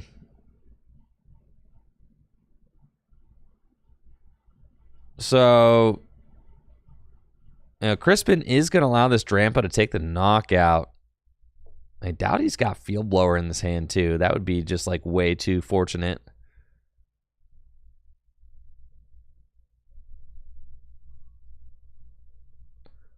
Oh, looks like maybe the Regidrago is getting powered up.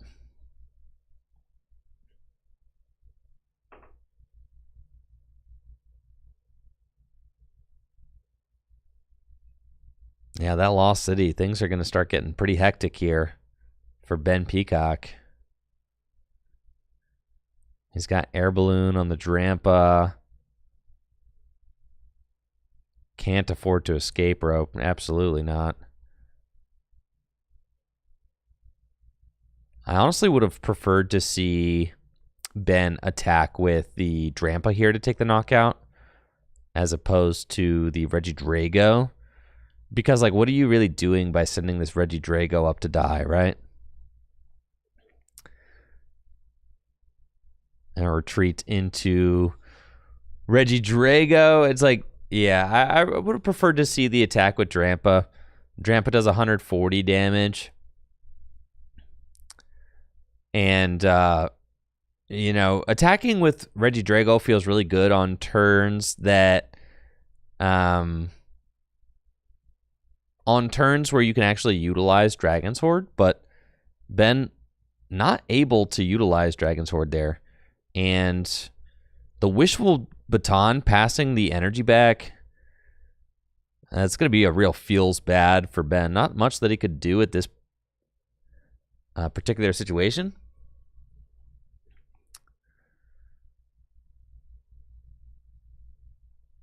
We'll see. Leah's got a couple options here to dig cards out of the deck. Has got Attract Customers, finds Avery, and a Hex. Avery is certainly going to be the better choice here.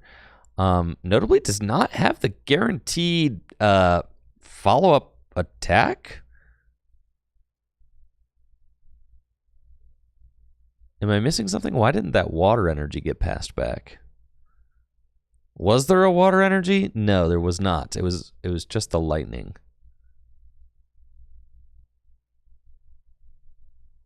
Right? Like, well, yeah, because you can only pass basic energy back with the Wishful Baton, right? So, yeah, I don't know why I didn't pass both energy back. Yeah, I really can't say. I do not know. I mean, does have energy retrieval off the trainer's mail, so like that'll do it. I don't know why the water went to discard. Yeah, I don't know.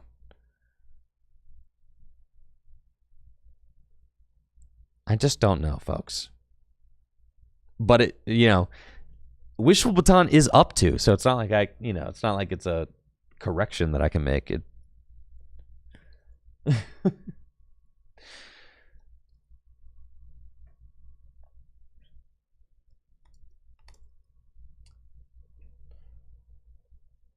Yeah, move up to 3 basic energy from that Pokemon to one of your bench Pokemon.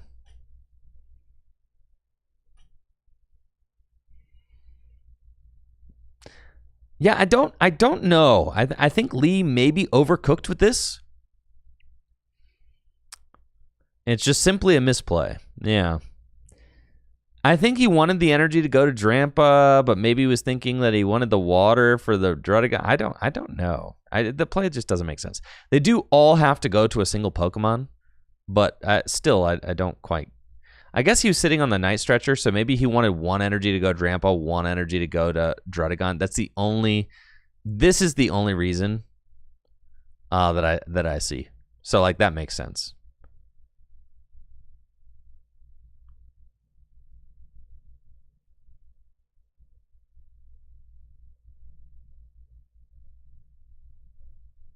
Is that Wishful Baton forces you to attach all your energy to a single bench Pokemon. But still, I still would have... Wouldn't you still rather attach both of them to Drampa?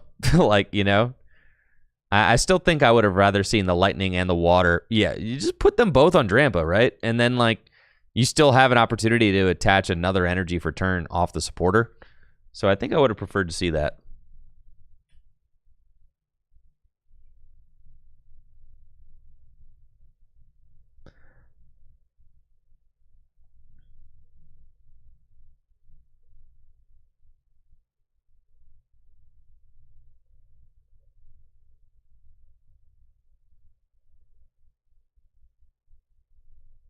At this point, things are going to start looking very hectic for Ben Peacock.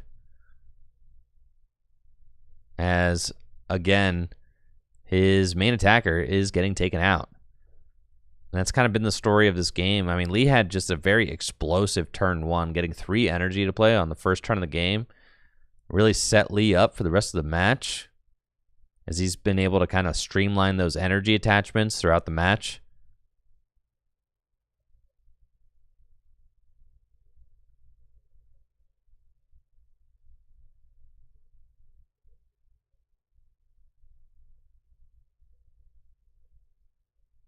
We see now Lee has got Regidrago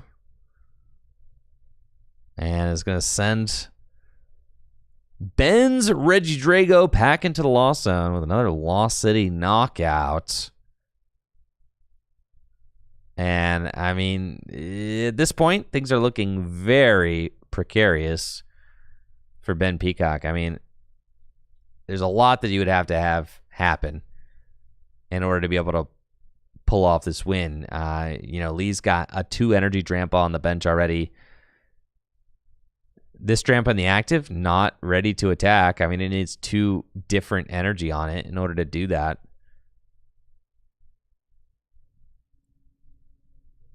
You know, 2 of Ben's best attackers have been eliminated now, thanks to Lost City. We'll see what Ben finds off this trainer's mail. Sui and Heavy Ball. There's a Mela. Well, that'll do. that certainly helps. Okay, so Mela will allow this attack to go through. I think Mela is kind of like the ideal supporter find, as it helps grow the hand too.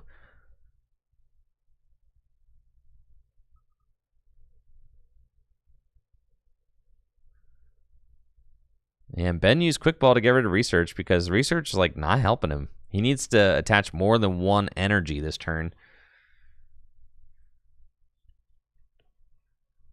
Something that I don't like, I actually, this Drampa having Air Balloon on it is really bad because you kind of really want this Drampa to have a Wishful Baton on it, is what it needs, right? So that's kind of a problem. Now, Ben also needs to find an energy off this draw of 4. And did barely find the energy. Okay, so he's got the energy He's got Max Elixir 2.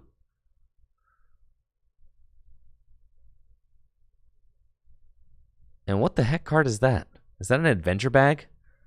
I don't think I've ever seen that artwork before. That's cool. Now imagine if Ben was using Wishful Baton this turn. I mean, that would be huge, right? But doesn't have the ability to use Wishful Baton, even though Lee's already got Field Blower down.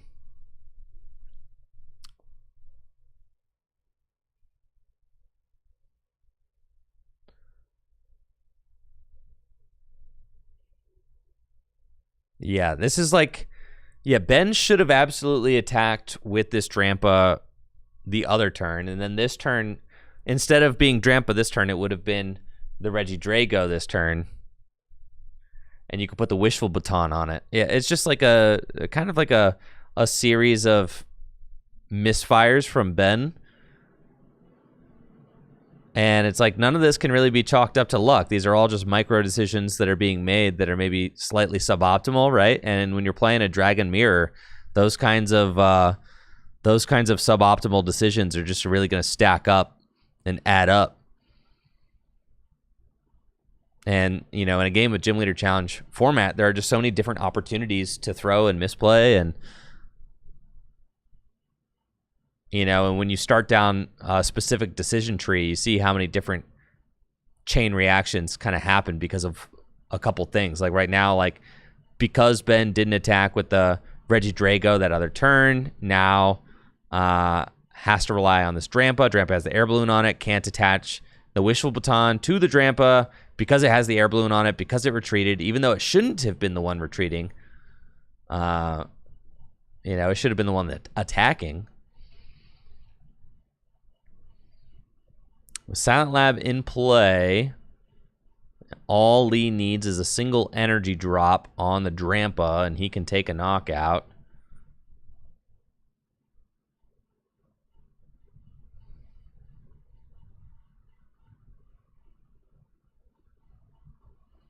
Draudigon is back at it.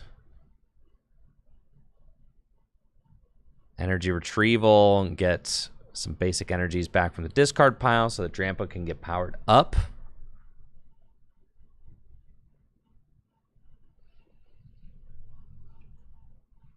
And now Drampa's Dragon Arcana attack. Good for 140 damage.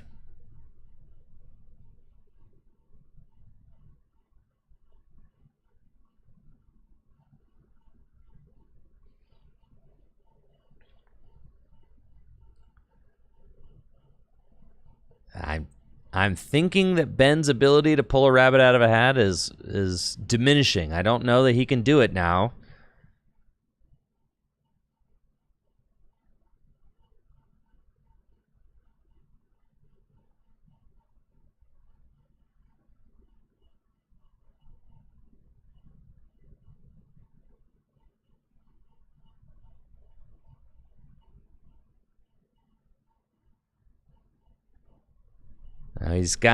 Ben has got Versus Seeker in hand, but I don't think that there is enough, like, a supporter cannot do enough. And we see Ben extend the hand, and that is it. Lee is going to take the win in this final round, which means that there is no undefeated player tonight, folks.